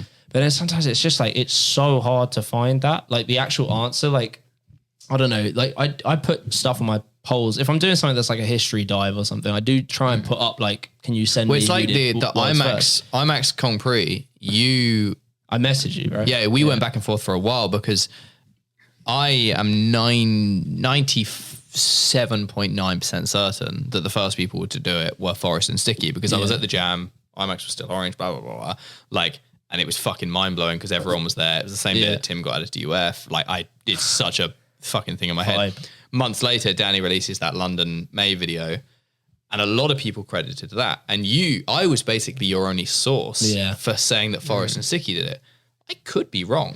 I'm pretty certain I'm not. So it's very fucking hard to dig back and know. So what I try and do now, and this is like the learning point, is try and not say stuff so certainly. Yeah. Like just say from what I could find out. Well, you've been saying that, like, I mean, I guess maybe if it's a fact or something, but with other things, you're like, this is just my opinion, or I've been trying to do that more, and that's where this is your channel, this is your opinion. But this is where criticism is fucking great because all right, I've definitely said things that are totally wrong, and I agree. But it's like now it's like, okay, so what have I learned from that? I've learned if I'm going to say a thing that I think is fact and it could be wrong, say from what I could find out, it's hard to find the answer to and this. immediately those people who are like, this is disgusting, can't say that shit. But then that's what I mean. So, okay, so what I've learned from the criticism is to do that, which makes a more factually accurate video that doesn't piss people off. What do I learn from hate? Like the hate comments? Nothing. If someone says you're disgusting, I've learned zero and I haven't improved. Yeah. Whereas good criticism will make me improve. And I'm still learning. Like what I do, I have no background in like research or anything like that. I just find things interesting and talk to people I know. So it's like, good criticism like that. Keep it coming, and conversation around ideas. If someone doesn't believe Monkey Star was invented by Orlando, have a conversation around that. And then you might have an answer, and then you might have a discussion. So much more fun just to call you a fucking scumbag. It is a lot. It is a lot more fun, to be fair. My favourites are the ones who call you a scumbag when you do like your top 10s and you're like, this is my opinion, these are like my top 10 favourites, or like what I think the top 10, and they're like, but it's wrong. It's wrong. You can't have a factual top 10. It does my head. It's just like I say at the beginning of the video, like this is my top 10 list, and it's like if I titled the video, but you are the gospel, like But the let's Bible. say this is the thing. This is why it's different. Is that let's say there was 20. This is a lot of people. Let's say there's 20 other people in parkour who also do YouTube, and they're as big as you. But most of them might have a top 10 list, and if that was the thing, I don't think anyone would care that much because they know there's other people making these top 10 videos. But because you're saying like it's an untapped market for the parkour community, you're the only one who's done a top 10 video that's blown up, so everyone thinks this must be like facts, but it's like the only thing that exists here, and it just takes me like, obviously there's like it doesn't need to be said that there's no definitive top 10 list. Like it's you can only do that with 1, sports. 2, 3. To be 4. fair, I'm fourth. I'm fourth in this. not a motorcycle. What am I gonna? If I put you fucking number 1 or number 2, these two will get angry. That's true. Yeah, and you have a load of comments. Yeah. Actually, Kelan is number 1. For those listening, I just pointed around the room. Like, But like same with you wanna movie, watch you it, go to can't the do even if it was someone who's fucking good at reviewing stuff, no one can do a top 10 movies thing. But no one's Because going to message. it's all opinions. But that's why I even say at the end, give me your top 10. Comment below what your top 10. No one wants to write out their top 10. They just want to give you say hate. you're a dick. I remember seeing something. I don't know if it was on a top 10. Like I would agree with some people's comments that I would watching your videos and being. I mean, obviously, I'm English. I'm biased to English athletes, and English teams, and then also Europe is so close to us. I feel like you're probably not as educated in like the American scene as I know very little about it. Yeah, with regards to teams and athletes and stuff. He's even said that in his videos. That's the thing. I remember you saying that. But you get a lot of hate for that, and it's like the thing is there is a lot of history. Like there's no beating around the bush. The British have done a lot for parkour. Like a lot of very big moments in parkour came from the UK. Yeah, and like we have developed and evolved this sport massively. That doesn't mean that nowhere else in the world had any benefit. The way I view it is that that like the UK is basically it's sort of 10 years ahead of probably the US and anywhere aside from mainland Europe with regards to like kind of community and also like cultural impact. That's not to say that the US hasn't had a huge amount of cultural impact, but there are certain things that's just felt like they're more like they've progressed more within these areas. Well, so this is a controversial opinion. I'm going to fucking get destroyed for that. It's an opinion right now. So 10 years. There's the opinion that I'm presenting is an opinion. So people who are curious. Opinion. It's an opinion. This is an opinion. There's no truth or certainty. Yeah. But I think the American scene only got sick. Oh God, I don't even want to say. The American scene only got sick when Dylan Baker started making shit. He popped off the American like community. Like there was good people, but America became. I'm going to call you out for a second. Go on. Not because of that statement, but because when you talked about, I can't remember what video it was in. You talked about dissents and you didn't credit Dylan Baker. I did. You credited Max and Benj and someone else. No, 100%. 100%. Maybe it's a different Can we video. fact check that? Yeah, can we fact check? This is your time to shine. We knew that Joe Rogan guy. He said he wanted a bit. I might have said in a different video. I might have said something like where I talked about. Like I said, I haven't watched all the videos. So. Where I Not a true fan. You got to do your research. where I talked about dissents, which I can't remember what that video was called. I don't know. It was like some kind of it was the evolution of how free runners. I think it was like how free runners learned to side flip to a rail. I think I somehow shoehorned that in. I don't know. Maybe, yeah. It was like how Americans affected. Whatever. There was one where basically I was like, why weren't they mentioned? No, 100%. I've definitely talked about it. Yeah, okay, that's fine. I'll let you pass. Yeah, I hope I'm not wrong because I'll be really look like an idiot now. But basically, I know what you mean. I think the American, like back to what I was saying, I think the American parkour scene progressed massively when Dylan Baker joined. He made everyone like think about tech, and he wasn't only just like, because there was this time, and the Americans are going to be so pissed off with this. There was a time like we say the American landing for a reason, because American landings back in the day, like 10 years ago, that's not even back in the day for some, but like 10 years ago, American landings were like, it just meant like you didn't land very well. But I'd say that there was a lot of... I guess like it's weird because some people will get really triggered by that. And there were people back even prior to that, Ryan Ford, for example, like there were certain people who were fucking but that's what I mean. Like, I don't want to write off like Ryan Ford. Like there are people before Dylan Baker, just to make that clear. It's talking about like the majority. It's talking about the majority of what you can see. Dylan Baker, like from my small little circle in parkour, it became like, oh shit, the Americans are good now. Yeah. It was like, that was what I remember. It was like Dylan Baker just came along and just fucking... We're in What dangerous do you territory. think, Jay? Like you might have a good opinion on this. When did America become good at parkour? Oh God! Let's put it on you. Never. They still haven't. That was Kelan, not me. Not Giles. Not Giles. We have the same voice. People keep saying this. That was Giles, not Kelan. Yeah. No, that was Oh fuck! I don't know what I'm saying. I want someone's opinion, so I want to throw someone else under the bus. No, but listen, because See the backlash coming. when I started parkour, I was watching a lot of American people as well. But whenever I was dipping into the American scene, it was for their like flips, their runs, their flow. I think that we've actually been inspired a lot. I don't. Oh yeah, we're talking about parkour, not free running. Parkour. No, because so now we're talking about free running. You see, No, anyway, Jesse LaFleur and like Corey Myers did a lot. Don't get me wrong, but they weren't like Dylan Baker. There's a difference between how Jesse and that moved at that time than Dylan Baker. Yeah, that's like to the conversation, a British basically. lens, like to the idea that we love tech and we love like parkour. Dylan Baker was like kind of that style. But maybe tech isn't the important thing. Maybe you're right, because we were talking about this earlier about how Corey was so ahead of the game. Maybe it's about fucking landing on your arches. I used to like Corey. I didn't know about Dylan. Yeah, you didn't know about Dylan Baker until I like saw him in that documentary, the Merm. You never saw him before that? Yeah, never saw him. Wow, yeah. He was I massive, loved I loved Merm and I loved all that stuff. Dylan, Brandon, Brandon. Knox. Oh yeah, It was a Brandon. beautiful time. I mean, I know loads of people who started parkour because of Jesse. Yeah, Who are- they were massive. Like, don't get me wrong. I'm not trying to downplay Jesse and Corey's role, but I think like from this British lens, and as I say, of like tech, Dylan was like the guy. Who was, I would like, say, he pushed that in yeah. America. Like, and now Americans are fucking insane. They're like some of the best. Yeah. And that area in Yeah, that's some specific of as the well, best. with Colorado. Boulder and Colorado because is... you've got some of the techiest people there. Yeah, I mean, you have that's like it. Jared and Hulu and things, and they're fucking insane. But you were saying about like Corey, so it was like we were talking today about like the shotgun backflip, like I call it a steezy backflip because it looks sick, and like that's kind of cool now because of people like JBPK and all that sort of stuff, and. And some people get annoyed that I don't mention other names. Like, okay, there's probably a laundry list of people that do shotgun backflips. Of people that do shotgun backflips. But I've just picked one name. Yeah. And like, What about? But, What about me? but like that kind of like the grabs and stuff. You were saying like Corey.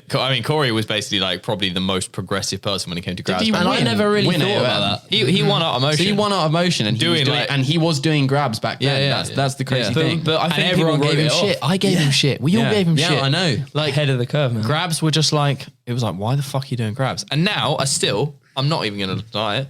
there's a vast majority of like grabby things where I'm like, it really depends. I know it's personal like, taste, but if you're doing a back seven and you're adding some steez to it, I'm like, that's sick. If you're jumping off of a fucking curb and doing a grab, I'm touching like, your feet, that's lame as fuck. Because it always will be. Yeah. Like if you're doing something a 5-year-old can do, that is But lame. that's probably why we saw Corey as maybe like we didn't get it at the time because if we saw someone doing a grab, it was like when you would see like the old school urban free flow guys just jumping and grabbing their feet. because he was still doing better stuff than that. Yeah, but that's because I don't think enough people had actually tried it to really see the different styles. I kind of looked up to Corey a bit, but his style is different to a lot of the people who are doing grabs now, like JB and things. Naturally, even if he wasn't doing grabs, he'd be big because of his style and how he moves. Once someone who moves well adds something that's lame, like a grab, they can make it cool. They can play it off. That's the thing. That's something that's right there. It's like how Kanye West could wear the AVs. Add lame, the grab. Well, like a lame I don't want to call Corey lame. He's not lame. So I've realised the issue. Does something lame, it still is lame. A cool person does something lame, it's suddenly cool. Cool is it's subjective. really bad. It's subjective. The whole thing is subjective. I've worked it out. So Corey came from a heavily martial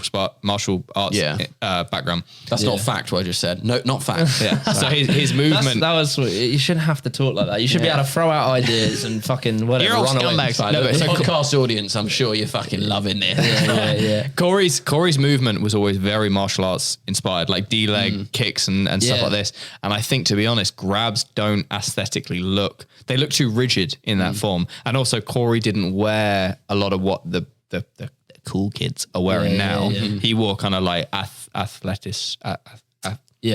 Anyway, like the style plays into like the style of clothing. And so like seeing Corey, who is basically like a fucking power tricker doing like a grab, it almost looked too clean. Whereas I think now if you see like, I don't know, Josh Malone or something doing something with a grab in it, there's a steez to it that helps. 100%.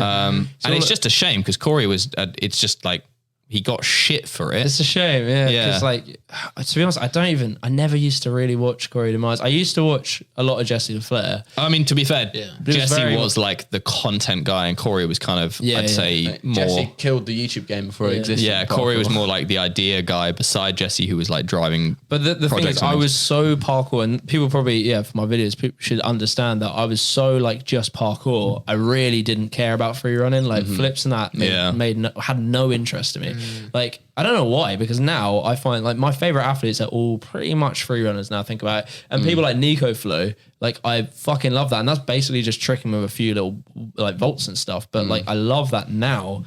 But like back when I started, it was just like parkour. So when I say, when I'm talking about like Dylan Baker a minute ago, like the reason it made them good for me was because it looked like something I liked. Yeah, exactly parkour, that. Yeah. Whereas like Corey was probably fucking killing it, but I just didn't have that appreciation at the time. Do you still see him as very different things? Like bladder problems. But obviously you can see a difference, but do you now see it as one umbrella of not just calling it we do movement, but for me, I don't give a shit about it anyway, but I don't often really use the term free running anymore. And I just see the whole thing as parkour, and it can get quite confusing, but I just see different tastes. Yeah, that's how I see it. But I use the word free runners because I just don't think the word traceur, like, is purely we've for already me. had this conversation. It's been killed, but it's like, for me, it's just marketability. So it's like, I'll use that word for just, I know that if I say top 10 tracers, it's not going to bang as well as top 10 free runners. But that's literally it. I do just call it parkour. Yeah. And I do, if I'm trying to describe, so this, me and Callum Power talk about this, like sometimes it's good to have words to just define things. So, so like, who was it we were talking about? If I said, okay, so some people don't like that I box things into like, oh, this is monkey style, or like, this is that Japanese tricking style.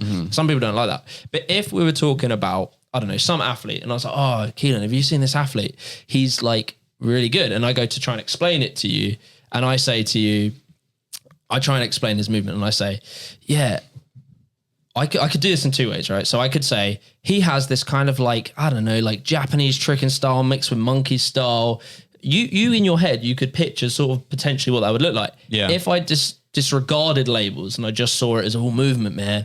And I just say, he just got this flowy style. Like, how have I explained that to you? Yeah. Like, no, I completely do you know what I mean? get So it's that like, for sure. I like boxes because, and that's maybe how my brain works, but it's like, I like boxes because it helps me to communicate the thing I'm passionate about. Yeah. Whereas if I just say everything, it's cool. Like, that's not linguistic and you're not explaining things well. And I agree. Of course, these boxes are very like, you know, things can move and they're not like rigid and fixed, but having labels helps you describe the thing you're interested in. That's important. I think it's important to have labels that can basically just be pushed and shoved around rather than being like, that's what that is. But it was too much in the parkour freerunning days because it was like, this is parkour, this is freerunning. Well, that's was just too much. why people are getting offended in your videos and things because they think when you're boxing things in, it's like, oh, he's trying to, you know, make a certain name for that, or and it's just, you know, you can shift it. You can shift it around. I think that, but but it doesn't matter. It's just communication. All I do in my videos is communicate ideas and ultimately my passion. So it's like I'm passionate about parkour. I want to communicate that so more people. How can you tell a story about boxing things? Yeah, you can't. You have to generalize things. Like you have to. Like you can't speak in life if you can't just sort of make general ways. You can, but you just come across as fully fucking floaty. Yeah, you do get people like that, and they just can't really explain themselves because they're so like wishy-washy with their wording. Yeah. That's a sacrifice you have to make to have make the content that you to do make then. action. So doing that sort of style where like making boxes and labeling things like monkey style, you're doing that and you're getting the views from that. And so you have to take the sacrifice of having people judge you for it. Yeah. I wouldn't say a sacrifice in that I'm doing something I don't want. It's sacrificing. It's certainly there's certain people in the community negatives that are not going to like it, but you have to take that sacrifice to grow on and do it as a living. Yeah. You have to find what works for you. It's like you can't kind of make stuff for other people. Like it's such a weird balance because you do make stuff for other people. That's it's like and it's why you play the algorithm. Yeah. But also you have to make stuff that you are true. You know, it's true to you, and it's like you can't just. You were saying the other day about that. It's like you can't make everyone like you or something. Yeah, that's it. You can't make everyone. And it was actually because we were talking about you. Yeah, we were talking about the hate situation, and it's if you're going for something this big, you really can't expect that everyone's going to like you. And you got to expect that, you know. And also, most haters. of the people who are going to be haters online, when you actually meet them in person, they're going to be fucking lovely to you. Kissing your ass. Of course they are. Yeah, 100%. Like just accepting that, learning how to. I'm excited to go to America. There are people in the community. It's so funny. There's people in the community I know think I'm fucking lame, like boring, whatever. Like I hear stuff from people because everyone fucking talks. Yeah. And it's just like, but when I meet them in person, it's absolutely fine. I always love I think. It's because that's the problem with. But I'll chat shit about people, man. Whatever. Like, but I reckon when they meet the you, internet, like that's the problem. When they meet you, they realize as well. They're like, "Oh, you're just a fucking human. You are normal." The problem with the internet, and I'm not saying anything fucking revolutionary, is that you lack you can't read the social cues of someone. So, as I said earlier, we were talking about there's like this negativity bias. So you always lean towards negativity. Yeah. So if you can't see in someone's eyes or see their body language that they don't mean a threat to you, you assume negativity. So I literally was getting in trouble today through a sarcastic message I sent because you can't read intention. Yeah, sarcasm doesn't always come across very well. Even if you think the person is going to see the right side of it, they might not necessarily. And you will, as you said, you will always lean towards the like. Because I mean, everyone is to some level kind of insecure. Yeah. Not like in a like I'm insecure, but like everyone wants to be liked. Yeah. No one wants to be if you see hated. something and there is a chance that could be the negative, you're probably going to slide that way unless you're fucking confident. To me so many times. I think you just have to like a great life skill I'm trying to learn with the internet is like see the humanity in someone and assume empathy and assume respect. Like don't like be overly empathetic. Like assume that you could be misinterpreting them. Don't ever make an assumption on what someone means through the words on the screen because you might be just reading in what you have put into what they've said. And there's so much more nuance. Like communication skills are like a thing that have taken humanity endless time to learn and work out. But you know what I mean? It's like you just have to be more empathetic, almost to an extreme point. It's like, so sometimes if I'm ever having a debate online, which I do not recommend and I never try and do, but if it comes up, I'll be like, okay, so I get why you're saying this because this makes sense because of this. But what I think is this. And then what you've done, you've shown that you've seen their humanity and then you've shown respect to them. Yeah. But we don't do that online because it's easier to just say, fuck you. It's so much easier to just say that. And it's just, fuck you. And it's like that might be, it might make you feel good in that moment to be like, I've given it to him. But like what you're doing for the wider world and what you're doing for your own happiness is detrimental. Yeah. That's what I was realizing recently when there's all these controversies and dramas. At the end of the day, most of the time, these people in the community are just trying to make their mark and do something for the community. But people forget about that. And they're like, finding all the negatives and hating on these little things. But at the end of the day, all these big names that are making waves, they're people that just want to contribute. Yeah, exactly. And it's just crazy if you just like think about that. It's the easy path of, what do I mean? Like, the easiest thing to do in life is choose the path of least resistance, right? Like you just do what's easiest. The easiest path to make the path of least resistance when it comes to making a kind of impact and getting your name spread about is chatting shit. Like, that's it. Like, the easiest fucking thing you can do is just go and like, just be like, don't like it. That's wrong. That's wrong. Like, it would be so fucking easy. I don't know how far those people get. Like, I could probably grow Motus's Instagram and Motus's YouTube. I don't know. No, I could grow Motus's YouTube by going onto your videos early on and writing an opinionated piece about anything I found a discrepancy about. Yeah, I'd probably get subscribers through just like being a dickhead. Yeah, but it doesn't. I don't know how much that works. Like, I'm one of those good versus evil people. Like, I like a good beats out evil type of film. Yeah. And it's like, I always think the thing that will make you the most successful, and success doesn't just mean monetarily, it means like intrinsically happy, is if you try and be good and try and be like nice. I'm not saying like I can grow it long term. I believe, and it's probably like, not true. I feel like you'll be more successful off of driving a positive message than a negative message. Yeah, I mean, you can say that with a pinch of salt. But if you want a community to like become aware of your name and you're an anonymous sort of, let's say you're called get some. You're called Jim Bob 101, and you want to basically sort of get some just get your name about. Yeah, it's going to be a lot easier to chat shit everywhere you can. Pretty sure there's someone called Jim Bob in the community. Oh shit, sorry, Jim Bob. Yeah, Jim Bob. I know that you were saying that as a random. It's a lot easier to just chat shit and be controversial than actually do anything of value. That's so. It won't get you anywhere in the long run. But you have to give back and provide value in the long run. You have to do the good thing. There's a reason why the news only reports bad news, pretty much. Yeah. Well, you know why? Have you read Factfulness? Yeah. It's because bad things happen in instances and good things take long periods of time. So like a situation can happen and go, oh shit, that's the worst thing ever. But good things, the ending of poverty, the complete bringing down poverty and starvation. Slow build. That takes a long time, and you can't just go, oh, today's starvation. I mean, today, like to be fair, I rescued a dog that was crossing a very busy road. Damn. Why are you not on the news? Yeah. So, People love the drama. Yeah, and we love the excitement of things going wrong. It's sad that we like that. You see, I don't know, a crash on a TV. You're like, oh, show me more. Yeah. You're like, why does that happen? It's like jumping off bridges. It is so interesting that we are drawn to that, and like I can find it. I have to consciously make the decision to not get into things in a negative manner.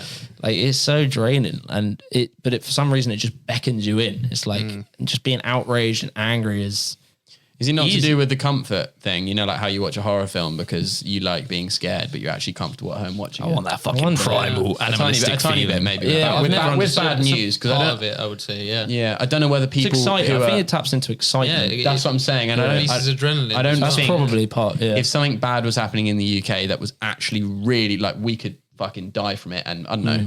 I mean, obviously COVID got me excited. I'm not COVID, you know what I mean? Exactly. It was exciting. This is a complete change of normality. Yeah, I was excited as well, but very privileged. Like that's why I was excited. I can imagine that people were watching the news for a different reason if lockdown was going to happen, but they were fucking worried about it and they didn't like watching the news absolutely at all. I was scared and entertained when Boris came on. Well, so was I. I was like fucking zombie apocalypse. Yeah, I was so happy. A presidential announcement. That's what they want, the viewer time. Yeah, they want you to feel like that. Yeah. And it's a weird one because it does tap into I think it's probably adrenaline or something like that, and it's a shame. I think it's a maturity is realizing that is a very easy, like what you say, the path of least resistance. It's very easy to slip into a cycle of reading negative shit and feeling angry and feeling helpless and like the world is hard. It's very hard to have the restraint to not dive into that devil in your brain, and it's very hard to fill yourself with optimism and like happiness is hard. Happiness is very hard. If left untapped, like if left to your own devices, you'd probably just fester into sadness. Whereas fighting to be very happy or something like that is a lot of work. So maybe it just maybe there's part of it where it's like it's kind of just easy to follow that because it's exciting and We've it's, got really deep from just talking. oh shit! If you want to get deep, I can talk deep all day. I love it. No, it's really good. Bullshit. Yeah, that's it. Oh Jesus. That's like why YouTube's really easy for me because I can just chat shit on anything. We should get onto some listener questions, and also we got some top fives. But when it comes to your YouTube ideas, how do you have any kind of? I mean, I assume as time has picked up and as it's picked up for you, the ideas probably come to you quicker than they used to. But also, like, how do you come up with ideas? How long does it take to develop an idea? Whether it's like monkey style or I guess it kind of varies depending on the topic. But Yeah, like what's the process? what's the curation of that? Yeah. Yeah, so like when I first started, I made like a big list of like titles. Yeah. So I would just take inspiration from often, like John Hill or just like some video essay I might have seen, and I thought, oh, that's an interesting sort of angle. Is there a way of just shoehorning parkour into that? So I just make this big list. And just to clarify, so this is something that you said to us off record, but like it's very effective to think of the title first, right? Yeah, that's the best. It's the only way. Because then you're going at it with an objective, and the video has a point from the get-go. So like, what I did, I just wrote loads of titles. I have like a list on my phone of like 100 plus titles, and I try and delete them as I've done them, and I've still got about 100. So ideas might come from, watching some other YouTuber thinking, oh, that's cool, can I do it? Or I might just be like, I think driving here today, I had an idea. I can't remember. It was something to do with like, I don't know, whatever. But I like just tapped in my phone. What was that one? Whatever. Fuck. Oh, it was something to do with like, how filming changed in parkour. But I needed to find a way that doesn't make that too niche, because I just think it's interesting how we used to film on like certain cameras, and then GoPros came in, and then it was like, I think phones have really changed it. Yeah, phones, 360 cameras, and like how that's kind of changed. And like the thing, what it was, what that triggered the thought was like seeing, what's that? We got beeps. Oh shit. No, the GoPro died. All right, Patreons. This will now just be a black screen. Sorry. That was a fully charged new. What is that? I've got a fresh battery if you need it. That's a GoPro 8. No, it's all right. It's only they're only paying £5 a month. So Pound. well, some of them Pound for this. Don't replace it. No, it's all right. Don't Marks, don't worry yourself. Marks, chill out, bruh. We won't let this go on too much longer. But we'll wrap it up. But so like a list of titles. God, I can't remember. I've said that like 20 times. There's this list, right? And it has titles in it. And there's probably like 100. It's a list of titles. I don't know if I mentioned.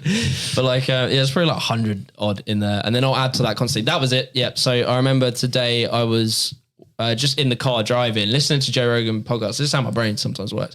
And I had to pause it, and I went, I have an idea. So I started thinking about it. And it was like the GUP style of filming used to be very like low cameras, and same with like Scott Bass, like low cameras. And I thought, but then it's funny how now we like shooting from far away with a phone, and that just kind of looks better because you can see the context of it.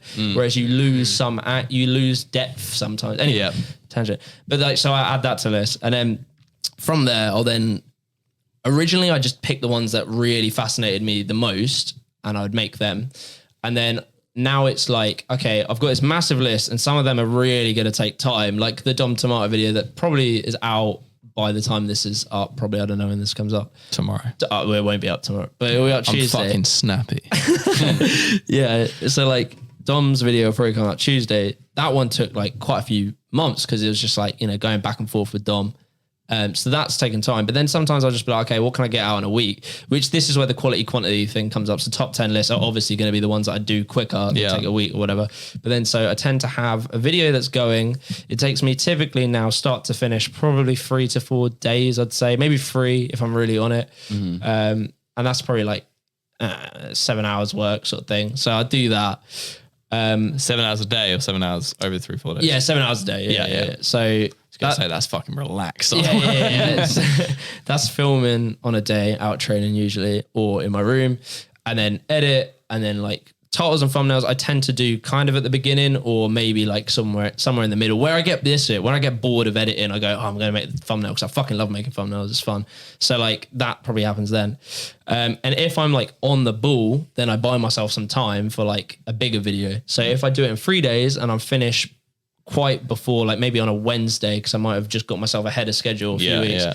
If I'm done by a Wednesday, then I've got Thursday, Friday, Saturday, Sunday, Monday, Tuesday. So I can start thinking, oh, that's almost 2 weeks. yeah, like. that's almost 2 weeks to the next one. Yeah. So then I can do a video like the Dom Tomato video, or like the evolution of the backflip. So it comes in waves. So sometimes there'll be top 10 lists, and then sometimes there'll be like bigger ones. A video like today probably won't actually take that long to make, because it's quite linear. Is that the right yeah, word? well, it's just actually it's easier if I go somewhere and film it with someone, because they give me so much more content. I haven't got to try and talk to a camera and then dig it up from the archives of YouTube. For those listening, he's doing a video about me. Yeah, it's like the evolution of Giles. My basically. style, Yeah. It's My parkour style is fucking. To be fair, great. I like how you train. I think it's good. Really? Yeah. I mean, you did the jump. You did a jump I couldn't do today. Dude, I've always said I feel like we did the same jump.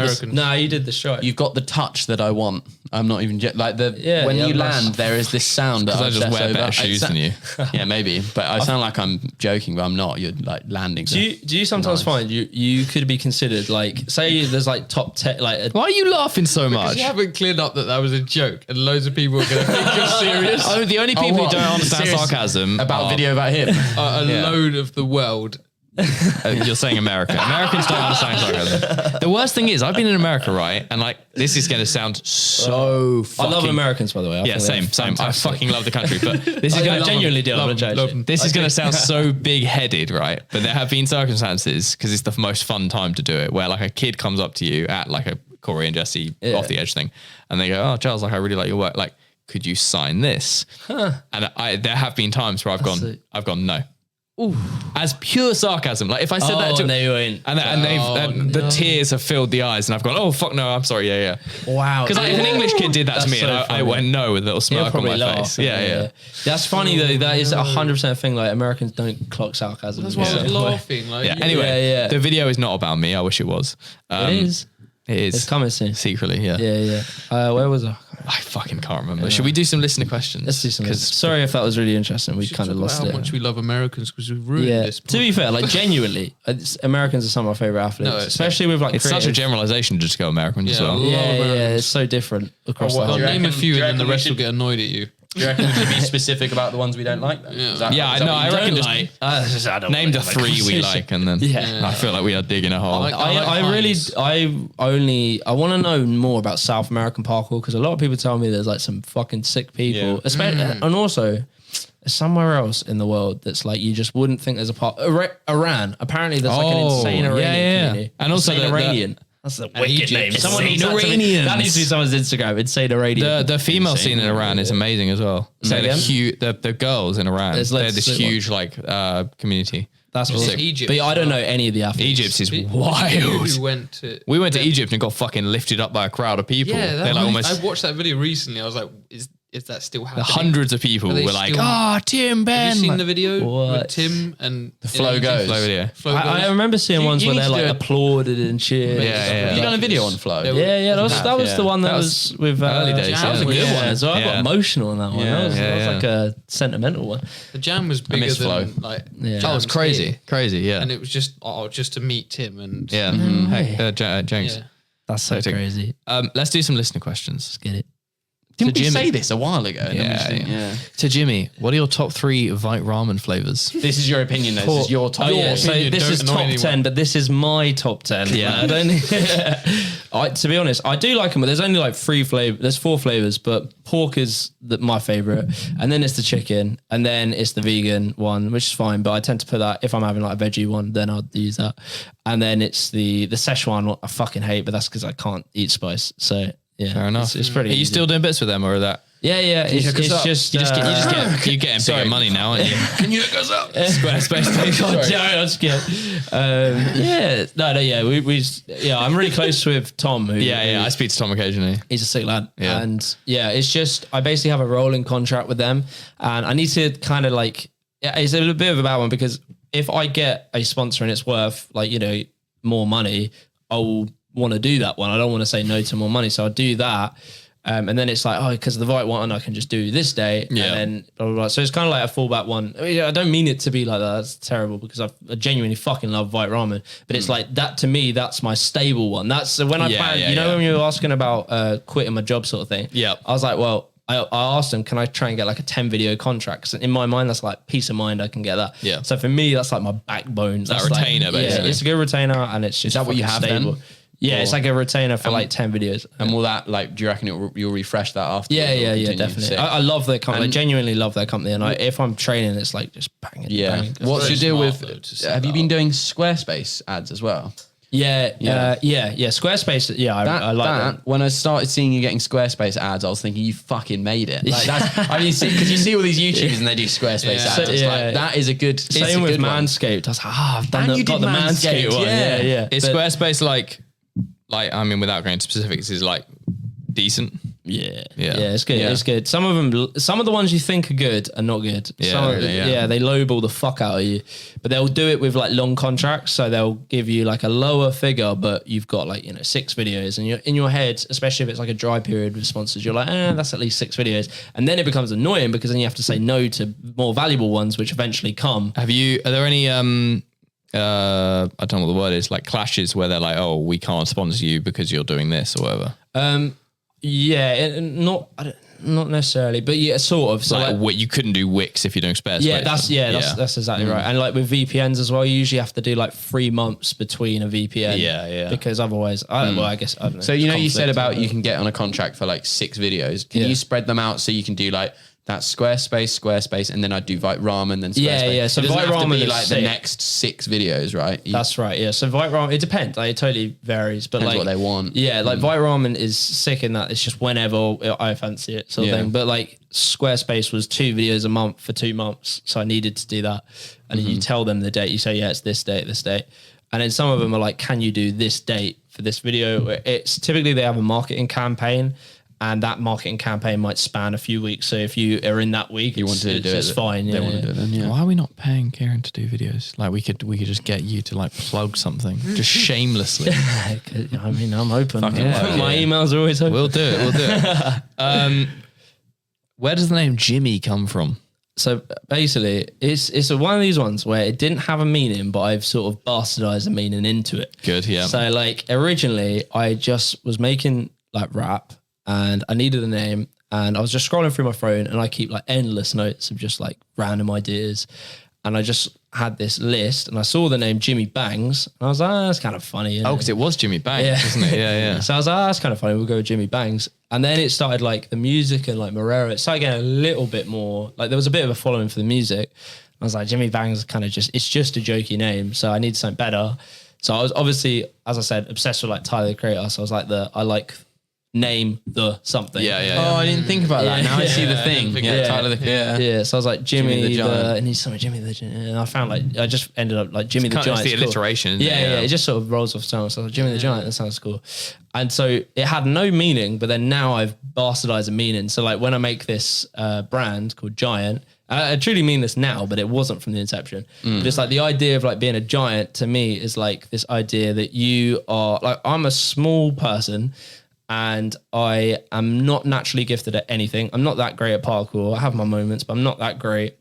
But yeah, I feel like I've been able to achieve giant things. And so it's like, you don't have to be the most blessed, like God-given blessings. You just need to believe in yourself, and then eventually you can be a giant. We've had a few of that today. That's what it's a meaning that came later. Yeah. And like with the brand that I want to make, that's the message. That's like you can a better fucking version of Maverick.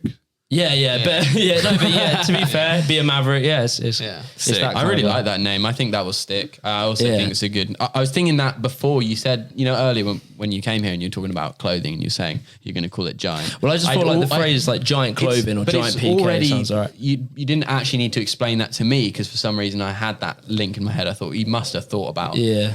If you're naming a clothing brand Giant, then there's a good I just think meaning it behind actually like if you think It sounds definitively sick. without knowing Jimmy the Giant, I think Giant sounds quite cool and it looks cool as a phrase. So working on that. Imagine if someone got the website or something. Is it? Fucking get one then. Get it. Have you checked? Do they have a brand called Giant? There probably is. I'm not fussed though. It's whatever. If I get sued, then I'm fussed. Giant the bikes. Don't they have giant bikes? I know there's Gant, isn't there? Gant, Yeah. It does sort of look similar. Whatever. Is it? It's not giant. Maybe I've no thinking idea. But I was Yeah. debating whether to go Giant PK or not. And I don't know. Yeah, or Giant. Yeah, I don't know. Yeah. I do If like you just throwing do, PK if you at the end. yeah, but I'm if not you do sure. Giant, then you can kind of can be open. Yeah, You can be. I mean, not that you can't with PK. PK doesn't actually. To like the outsider, giant PK doesn't mean it's a parkour brand. Exactly. They wouldn't know what PK means. Yeah. So, I just like that if you can get away with giant, it's just giant. It's so like that's probably what I do. Good. What is your favorite parkour move? I really love Kong splatbacks at the moment. When you say you have a flat wall and you like Kong up it and splat. Yeah. I found like one and I put it on my Instagram. Oh yeah. And I was like, that was so fun. Like that was one of the best. Yeah. I haven't had that feeling of like finish, land a jump, and go fuck yes in like a long time. And that was after that because that was such a sick session. I trained with the Milton Keynes guys. We'd been wanting to go to this spot. It's based on a courthouse. So the security kicked us off the first time. He said, come back on a Sunday. So we came back and we had ages there. So the first thing I did was like the Kong run, 180 back, and then I just got like in this mode, like with the Wim Hof breathing. I was like really like deep breathing. I was like, I was just feeling powerful. It's awesome. For the to the listeners, I got Kelan on the Wim Hof breathing earlier. Yes, he did. They were lying on the office floor just. I shit you not, I was vibrating. It sounds like I'm joking. Oh dear. I doubted it a tiny bit. I didn't think I'd actually like feel anything. I it's thought the I'd wave, react, man. but I was proper. Like my face was hot. Have you tried those step up palm bounces that we were doing? I could do that there. I as got well. Like a step up palm flip, but So then you you bounce step on the and last then bit. you Kong So the thing splat, you're saying is you do like hands then feet. That's But it. You do But I foot, like hand, saw double feet. Yeah, I saw Lando doing that. I was like, why don't you do it like a step up palm flip? Yeah, it worked as well. then- You did it up to that layer. That Yeah, second. I didn't do it very well. I told a friend about it, and he's doing it way better than I imagined really? it could.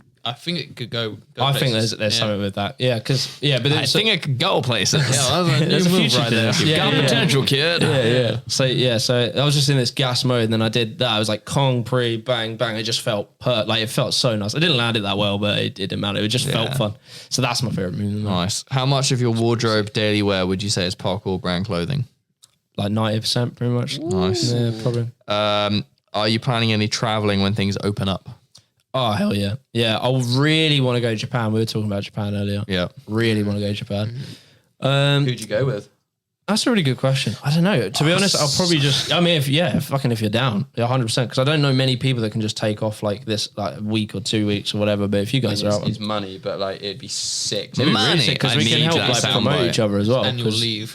Well, if we all make content from it, if we all went there with the intention of going, let's make some fucking good content, then we will, that'd be sick. Because I'll be at it, and then I can be like, oh yeah, check out this Motors video. That'd be Bunch of sick. We flights. should do that actually. It's like 700, I think, maybe. What return? Money. I might be chatting my ass, I don't know, but I think it's like 700. When I went there ages ago, it was like I think $1,000, and that's It's going to be very interesting to see what prices do after COVID comes down. It's like whether or not everyone jumps on it, the prices go up, or whether or not they're scalping prices to get people traveling again. that's the really point. Low, Yeah, it'd be I really don't strange. know. I don't know. I think it'll depend on. There's a suppressed market for people wanting to go on holiday. It'll and I depend on think- locations. Like I don't know, like Malaga in Spain will probably go through the roof because everyone wants to go. I off think on certain flights the will be point. up, but a lot of places that are like I don't know, Madrid will still be stupidly low. I think the market's so like repressed at the moment. It'll be that so people strange are to willing see. to spend money. Like I was, me and my girlfriend love spa days. Like it's my fucking favorite thing. And like we were just saying, I'm willing to pay 150.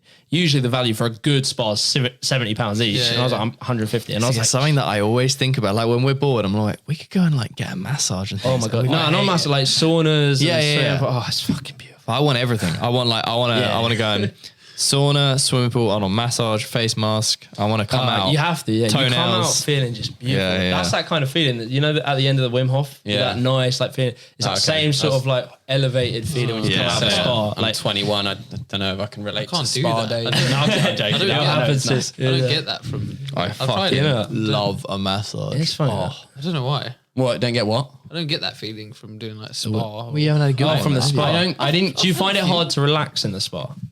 Yeah, maybe it's that. I just like When we- certain places I like to relax and just. When we were in That isn't Tokyo, it, yeah. we went to it was Toby's birthday in Tokyo, and me, Sasha, and Toby, all the other guys didn't want to pay for it, and it was not even that expensive, but we went for a massage. Not like some dirty shit, like we went out for drinks, but like we had like a couple of beers, and then we went and got a massage for like half an hour before then going on for the rest of the night. Yeah.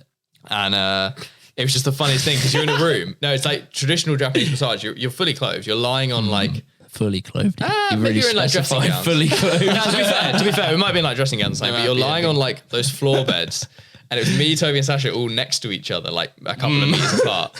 And you had this woman on your back and things, and it was just you're lying there. You got a couple of beers in you, and you can hear like the different grunts and like tickle noises of each other. And they do all these weird things where they'll put their fingers in your ears and like go what? And, like they'll literally put their fingers in your ears and go like, I can't do the noise.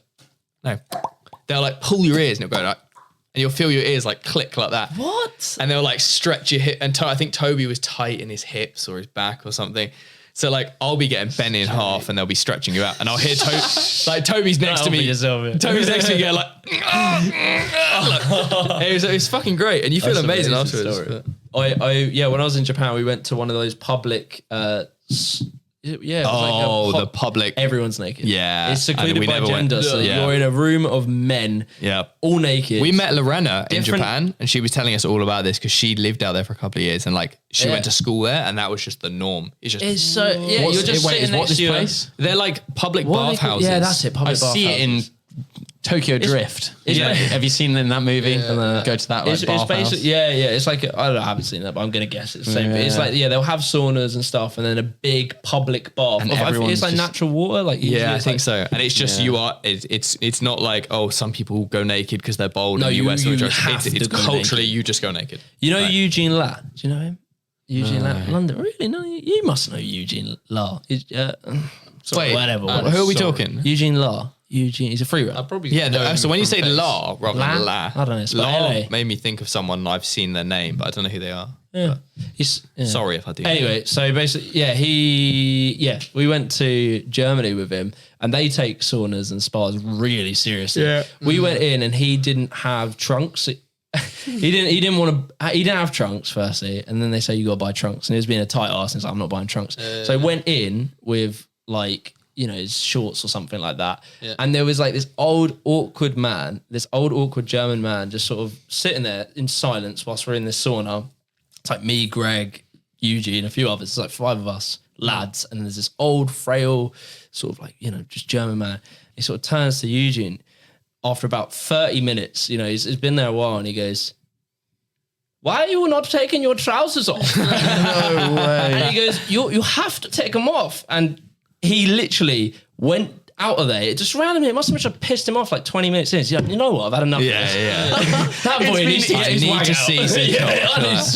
So he walked straight out, went to the receptionist and said, that man does not have the correct equipment, the lack of equipment. He he's wearing shirts. And literally we got kicked out because Eugene didn't want to. They were so serious. Wow. And they were like, it really offends people. I mean, fair enough. That's their thing. They have open showers. I find that a bit Europeans strange. Are so much more relaxed about nudity. In some ways, I'm jealous of it because like it's freer. Probably we are very kind of like it's definitely changed the way of people are. Oh, Johnson is a wild. The way man. British people are with being naked, I reckon. It's embarrassing for us for some reason. But what was it about Japan? In Japan the things are sick because like we went into this like food hall bit, and there's like it's just so amazing. Like it was indoors, but it was like stylized as if it was like an old Japanese like market thing, and you could buy your food there. It was so cool. I cannot wait to go back to Japan. That was what the question was, wasn't it? But where do we want to go? Japan, pretty much. But I would also go to America, despite taking the mic. I do love the American scene. I'd like to go there and make a lot of videos over there because I think America's just a beautiful place. I want to do a coaching tour there one day. Yeah, that would be interesting. Yeah. Make that money. That's what I was going to say. To anyone who's listened to, what's that podcast called? What one? The money. The bullshit. What? Yes, sir. Yeah, what's that called? Yes, sir. Oh shit, S-Town. Have you listened to S-Town? No. It's it's crazy. It's like one of the world's biggest podcasts. If anyone knows this podcast, right? There's a guy in it he was a meth addict. He got shot in the head, and now he's limited to certain words. But there's a bit in that where you can hear him in the. He got shot in the head, so you can only. He's still alive. He knows. He can hear pretty coherently, like he understands coherently, but he only he can only communicate via very words. select words. Wow. So you hear him in the Damn right. background. Yeah, you hear him in the background just going Yes, like, sir. yes, sir, damn right. But it's so far in that they're having this conversation. That's It sick. sounds like it might be outside or something. Yeah. And you just know that he must be walking around or he's just someone in the background Yeah. listening in on them and he's just going, damn right. But I was thinking earlier, Yes, right? sir. Like, it's, So yeah, Philip from Airwhip was messaging me about his business, and I just responded like he basically made some sales, and I responded with the word money. And Oh, yeah, money. And I suddenly made me think, fuck, all I want is that soundbite. So if anyone hasn't yet listened to that podcast, go What and for listen this? to it. Just for something. I just want that snip Money. of him going, because in the background he goes, money. Oh, yeah, money. That's brilliant. That's It's a fucking crazy podcast. You should listen to it. I just listen to Joe Rogan. I'm with Mark. Yeah, but Pretty it's a much hot just listen to Joe S-Town Rogan. is like a It's like listening to a story. film Yeah, about like, yeah. murder and deceit and everything. Yeah, I Crazy. mean, there's that Netflix thing that's like they've taken a podcast made by some comedian and then they've like animated to it. Have you heard of it? Oh, okay. Oh, Like Midnight. Midnight Gospel. I haven't seen it. Mate, Midnight Gospel. meant to be It's fucking sick. amazing. It's really It's sick. really, it's. I've yeah. heard and it's 'cause deep. The animator as well, like he's well The known last for episode, he interview like stuff. interviews his mum who's dying of Mate, cancer and that, things. It's that really is the dark. only I've heard thing that's it's, made yeah. me like nearly cry multiple times, and it's yeah. really weird What that it films sounds make? like. Have you cried at a film before? I mean, classic like Titanic when I was younger. Nah, Marley and me.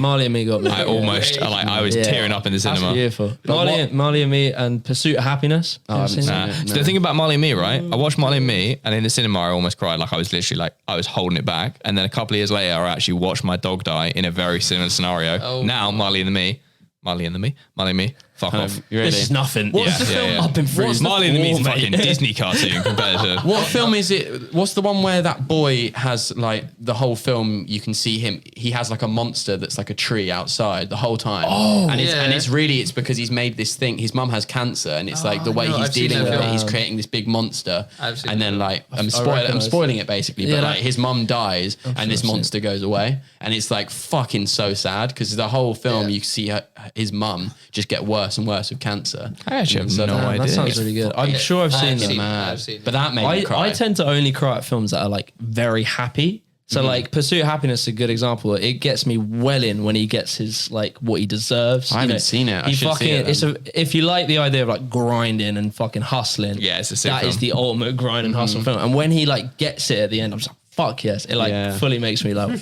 that's the shit that gets me. Like I watch something sad and I'll feel sad, but the thing that will make me cry is if it's like some guys had a hard time and then fucking finally it's all gone his way at the end. I love that. That's sick. When they surprise you with like a wholesome moment, that's Yeah. when like something gets. Like, Yeah. It's something. wholesome. Is Have you seen, wholesome more than sadness? I would say. yeah, wholesome. Ted that's it. Lasso? Is it Ted Lasso? No, I haven't. Ted Lasso. Like it's like a comedy show about a guy comes from America and he coaches a UK football team. Yeah. It's on Apple TV. Ted Lasso. It's so good. But I- at the ending of every episode, you're like tear jerking. I love that. Yeah, I love the Like, tear how the jerker. fuck did they do that? I don't know how they did that. You're right though. It's that wholesome. It's like that. I feel like I haven't had a good cry. in a No, while. same, I'm just yeah. thinking. I'm trying to Yeah, think about same. when the last. I mean, I've- baby. yeah, Yeah, Get a few beers in tonight. yeah. Start reminiscing about that old dog. Oh no, she was fucking. Anyway, have we got any other fucking questions? We'll get off my dead Any good dog. ones? I know that the others weren't good. They're all fine. They're great. Not a huge amount. There's a massive. Digging holes. There's a massive one more about parkour editing where he basically says like, would you edit to a song? But we're kind of just not. So let's do top five. Top five. Top five, Oh, baby. We got it. Top Nails five, that. you know. Top five. Oh, that's So top five. there's some screws. Bear in mind, I don't actually quite know what's That's happening. not I'm a meant to top- read this, right? That's not a top five. No, top five is these. But actually, I've got one. Top five YouTubers. Ooh, that's a really good question. Don't do that one. That's boring. Probably John Hill Oh, is number one. just to jump in. And 2 and 3. Am I right in thinking that you've actually been communicating with John Hill? Vaguely, like I sent him a fan email, like probably, yeah, I think it was I don't know, as I started getting some views, I just messaged him fanboy and basically like, thank you for what you do. You inspired me and it's led me to do this. And then he like replied, he was like, fucking awesome, man. I'm so glad. And it's great seeing your channel do well. And then we like talked about doing a video, but it just nothing came of it. But Oh, man. stage Maybe- one. Yeah. Maybe one day, yeah. Do you ever watch? Sorry, do you ever watch Matt Diavella? Do you know that? Yeah, Matt DiBella's on the list Yeah. for sure. Yeah, he's good. Yeah, wait, so John Hill. Yeah, Matt Diavella probably. I don't know if it's 1 to 5. I'm just gonna say 5. Yeah, ones just I name like. 5. Yeah, I like Yes Theory. I don't actually watch them that much, but every time I do watch them, I do really like it. Same with Zach and Jay, but I don't really watch them that much. Zach and Jay put out some good shit. Their 100,000 subscriber episode is sick. Oh, I don't know if I've seen that. It's the one that starts with a motorbike jump and it ends with like. I've seen it. It's just that's wholesome. That's what, I'm not going to put them on this because I don't know Yeah. them that well, but they are fucking great. Yeah. Stora, like genuinely, I watch every single Stora video. And Wim Hof, I watch all of Wim Hof's content. And yeah, like his stuff isn't YouTubey content. I think that's 5. 5. Stora, Wim Hof, John Hill. All right. It was whether or not Jack and Jay were Oh a yeah, real one. they Yes Theory, and then I think I'm waiting for one more. Yeah. Have you Oh, seen? Matt Diavella. Oh yeah, Matt Diavella, we'll take have you it. ever watched Better Ideas? Is that what it's called? I've He's seen like some of it. bald Yeah, guy, he's yeah. quite guy good. who, yeah. The ball guy. Yeah. Yeah. Next one is top 5 brands. I guess Parkour any brands? brands? Let's go any Says brands. Yeah. Any brands. Yeah, it doesn't have to be specific to clothing. Like it could be just like To be shit. honest, it's kind of shit answer, but you know EX France? They're like an urban outfitters in like one of their own brands. They're not, they've probably got no story, they've got no real, but Wait, they just what's make banging clothes. Have I got any here? No, What was it? IETS France, IETS and then FRANS. They just, everything they make, it looks great. Then Adidas, fucking like Adidas, Stora. I own a lot of Motors Project and Farang. I don't know how I differentiate because that's probably. Oh wait, that's 5, isn't it? Okay, I don't need to pick one or the other. Motors Project and Farang. I have never heard of. If you've been at Urban Outfitters, you would have seen this stuff. Yeah, I don't go shopping. Ah, good. That's good. You make your own stuff. Man. I don't. You need to. I don't go anywhere. Go to the top 5. You list them fast. I Yeah. struggled. Oh, sorry. Foods. Food. Normally we just do Favourite one foods? per guest, but we'll just bang a couple. Yeah, he's Steak. doing so well. I like steak. Yes, A thank good you very steak, much. a big fat sirloin. Although people debate, they say that they say like ribeye is better than sirloin because like there's more ribeye. fat in it, Yeah, which makes yeah. sense. But I just every time I eat it, I'm always like sirloin's better. Sirloin, pizza, pretty basic. Then like just I don't know, like a spaghetti bolognese, like a good spaghetti bolognese that you put your heart and soul into. You got Worcestershire sauce, you got the whole works. Yes, sir. And then I'm talking, we need Damn to right. Money. damn right. We need a 4th. Katsu curry. Like a good, like, yeah, no, I wouldn't say this on the list to be honest. Yeah, it was burritos. I would say like, what Mexican like this takes 2. burrito? I would see these as 2 different. We're just like, Oh yeah, enchiladas. These are my favourite foods, please. However you're gonna say it. Pick my favourite food. Yeah, and then like a burger, but then I believe you can split burgers into 2 categories. You got a gourmet burger, and then you got a Five Guys beautiful but not fast true. food. yeah. So I'd say sloppy burger. I couldn't say they're the same thing. I'd probably pick What the if you gourmet mix burger them first. together? What happens? No, because it's the it's the patty. I suppose the patty. The patty. The patty, yeah, not pate. I like pate on toast. I used to love a bit of pate. All right, I'm Yeah, gonna. my bang. dad used to love that. We got a question. It's the only way I get liver into my diet. Yeah. because liver's horrible. Well, I haven't tried it. I have supplement like powdered liver. Oh, really? I need to yeah. try cook it. I've heard if you cut it fine, it's nice. Yeah. I'm gonna give you £1 million. What'd you do with it? It's still real payment fee for the podcast. Maybe invest in Damn, Motors. God, I need to do this more. Think of Acon, man. Yeah, save the children, obviously. Wholesome. Very nice. There's just so many things you could do. $1 Invest in million. Motors. Yeah. I'd probably just put it all in motor stocks. Yeah, there we go. I'd just stick it in Bitcoin and lose it within 5 minutes, I'm sure. That's when it I'll just go in drops. bang. Yeah, that's it. Sell. Well, if you waited 10 years, you'd probably be fine. But Yeah. No, I would probably, it's just a cliche answer, but I'd probably like make a big parkour gym for all my friends. And then just make a fucking awesome parkour gym. Because From from there, like YouTube you studio. read- yeah, where that's you it. make From your there, videos from and- there, it would give me everything. Can you make So, Vauxhall, please? remake Vauxhall. Like, you're on a mission to get identi- Vauxhall in every identical. single gym, aren't you? Horrendous. I don't feel like anyone's done it. Well, no one's done it like no one's done it properly yet, have they? 100%. Yeah. Although it's going to be in Stora Parkour Pro, Well, Vauxhall, I believe. Yeah. Oh, really? That's How did pretty they sure. get it? They got my blueprints or They something? probably stole your belief. Yeah, I literally talked to They them. are on the back of a t-shirt. I don't think they planned it. So- I actually don't think they planned it yet because I was really? talking to them the other day. They were at IMAX. They planned Why would they not IMAX put- over Vauxhall first. It's Oh, if definitely- it has to be on the list then. Yeah, sure. yeah. Do you reckon IMAX? I wonder how that the game's most gonna famous be. soccer spot in the world? they got someone to measure the whole of IMAX. Yeah, probably. Maybe. They got someone to measure the whole of IMAX. Like it's hard, it's because it's got angles. Angles, Yeah, yeah. yeah. Just laser tape measure Wouldn't and be just, easy. well, you could just bang probably a broad amount of measurements across like the main walls to get averages. I'd be really surprised. It wouldn't be as easy as Voxel, I don't think, though. No, It's so Voxel's blocky. Yeah. Yeah. I really wonder how that game's going to play. It looks cool. I think it'll I'm be excited. cool. I'm very excited for it. It will be good. We just need to fucking I just hype wanna up make- to Twitch so we can become gamers, so we can play it. Mate, that's my Gamers. retirement plan. Gaming. Just Honestly, play Star Parkour Pro. if I'm actually in a room where you can just go in and beat the shit out Oh, of I me, had an idea when I was at IMAX. Yeah. Did you hear about that? I'd be very happy. They should have like buses going around IMAX and you splat back off of the That would buses be amazing. and do like cats onto the side of a bus. People make a career off of just playing Skate 3. Still. my God. Yeah, That yeah. game And there's came people out who bang years crazy shit on it. Yeah. They're like, I've just jumped off the map. I can't no wait. glitch. That's why I made, but that isn't why I made that video. But one of the things in my head making that video about it, I was like, because if I become one of the early people to play it, then that's quite easy content. Yeah. So, that can be a video. Do you reckon you'd make another channel for that or not? That's a good point. I don't know. I always get Yeah, confused. it's You know, hard. like when we were saying about Second making channel videos, when you're talking about making videos about like personality and yourself and your life and what you're interested in, that's where it's hard to like draw the line between the gaming world is so different. gaming is like a bit of a big jump because It's a big jump. It's the the videos opposite look thing. so different, and it's like it's now And the you're playing a length game. and also like the commitment to watching a gaming video is sometimes like a very different style of watching to Yeah. watching It can be a like, completely different audience as well. Yeah. like- Yeah, and like if you're like say Logan Paul and Logan Paul just randomly uploaded him playing I don't know Fortnite, it wouldn't work like unless he made a separate gaming channel. So Yeah, maybe for gaming because it's so far removed. Yeah. Not a bad idea. This is one of the longest podcasts. it's a isn't it? very long one. I yeah. assumed it was going to be about 2 hours. Yeah. I can I'm honestly very talk nice. forever. I know. Yeah. Unfortunately. Been Easy. very interesting. I've got a sandwich Very splinter in my hand. Yeah, it's been a really good conversation. drunk. Oh yeah, Mark's has to What's go the time? home. I'm sorry, I'm already through half of my Stellas. Really? Could you leave a couple for me? Yeah, I can. Joe, you don't have do you want to. rock, paper, scissors, or we want? Rock always wins. The Rock always Yeah, wins. I'll win. Traditional. The Rock always wins. Bullshit. Sorry, that was the Rock. Bullshit. Is that The Rock? I fully thought that was the fucking recording. That's pretty good. You I'm can't gonna- see the face. I'm I going just to gave become. Keelan. I'm going to become a voice actor. You see. Yeah, When you're talking to one of these, you do think you could be.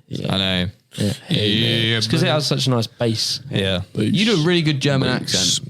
yeah. I was Thinking impressed by the German Well, I accent. can't remember. You I did. speak German. Oh yeah. Talk about me not wearing enough Actually, trousers. to be fair, whenever I'm in Austria, Yeah. I fool myself into thinking I can speak German, Yeah. and so I'd start, where you do that thing when you just start putting on an English accent with a little bit of a German. Hello, little boy. Yeah, no, that it's- was it'd not be like- German, but Oh, yeah. We're going to. What did you say, little boy? We're going to I the was gonna next. say hello, little boy. You know when you like phrase things how a German would. So Yeah. in English, you're like, we go to the next spot. Next spot. Yeah. Yeah. Yeah, Like yeah. you do that thing. I do that. I all the hate time. it that happens. I do it too. Whenever I think when it's you're just ease around of communication. I think it makes Yeah. sense. I've had Does it people, actually? But I don't like benefit it. I feel like I'm treating them like an idiot. Yeah, I like. I've had people ask it's me sort of if like- I'm foreign or from another country. That's when you know you've gone too yeah, far. I went too far. People But always it's ask the me if same I'm thing. Australian. It's the in same America, thing. people think I'm Australian. Really? Yeah, it's the really same thing when I talk. So when I was in like my marketing job, if I was with like the top people, I wouldn't be talking like, yeah, you're right, bro. Yeah, you're good. Yeah. I'd be talking like more eloquently. But then if I'm like with people that are a bit more like, I don't know, urban, like my friends from like school and that, not school, like college, I'd probably be talk a like, bit more like right, yeah, bro, yeah. And I wouldn't, you're Yeah, different people, you're adaptable to your audience. yeah. Same fam. Yeah, you know Yeah, that one bruv, then fun. yeah, Yeah. Yeah, I'll probably big man get cancelled ting, for big this man still, ting. you know. You shape yourself different. Can I make a request before we finish this podcast? Yeah.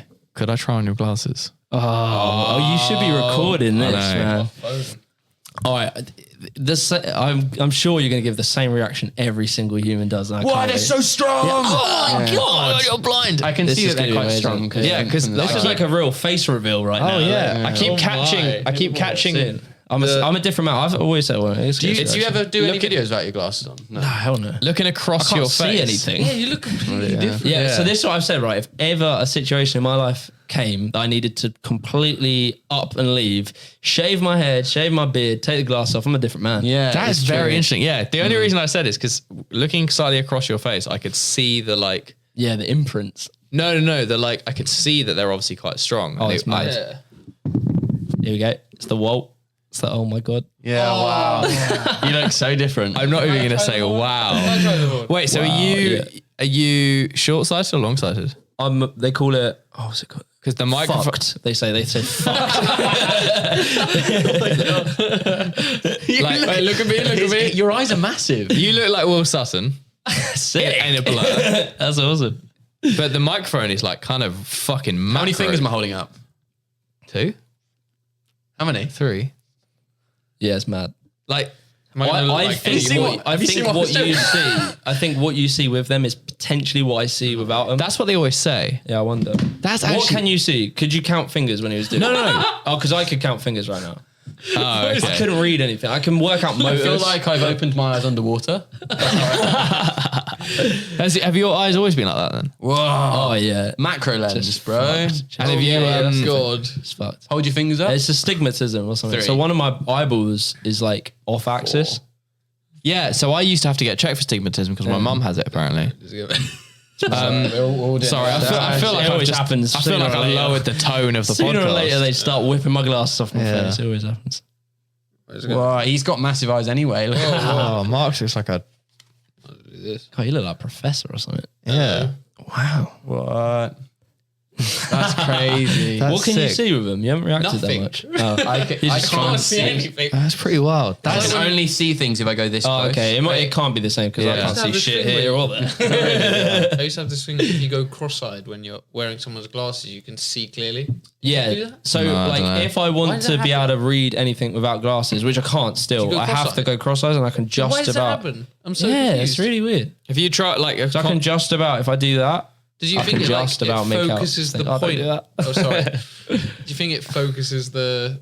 I don't. Like, yeah, it- because I guess like I don't know. I'm not going to try and pretend I know what I'm on about. do you like Yeah. you obviously train in them. yeah. Are they like a fucking hassle? Well, like so, yeah, ultimately, but like it depends on the pair I get. Some of them will stay on my face more. Now that I like doing flips more, so my last pair I used to literally have to sellotape them to my head. Oh, wow. But these ones are tighter, so I don't need to do that. That came to me in a dream where I was in bed fretting over. I didn't want to get contacts. So I tried them. And they scratched my eye, and it was shit. And I Yeah. didn't want those stupid like sports goggle things. 'Cause they Yeah. look mental. Although maybe I should. Maybe fuck the You system. can maybe pull it off. Yeah, Get pull the it ones off. that come up and over. Like Yeah, yeah. What's the footballer Edgar? I don't know. Somebody rocks them. Yeah. Yeah, he rocks him. And but then I was asleep one night. I was like, oh, what am I gonna do? What am I gonna do? I wasn't. That's not how you sleep, is it? You don't sleep going, what am I gonna do? I was asleep and my brain was off, I think.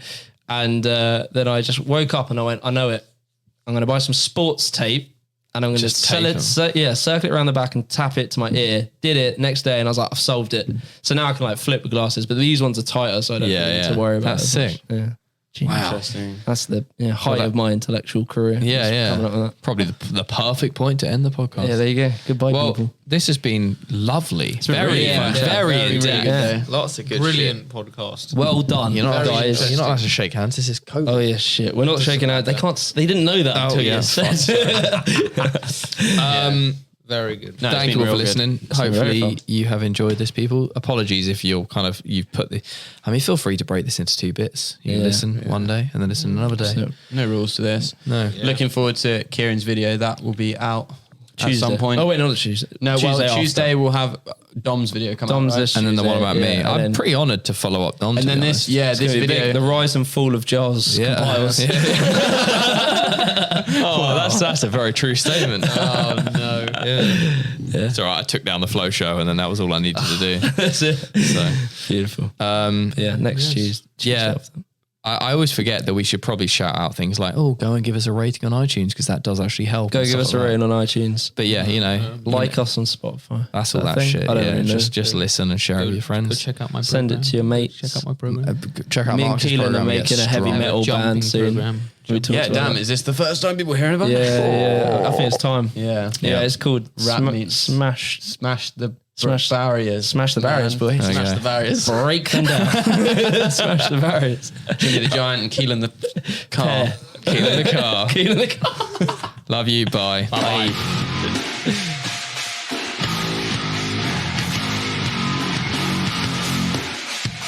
Very good.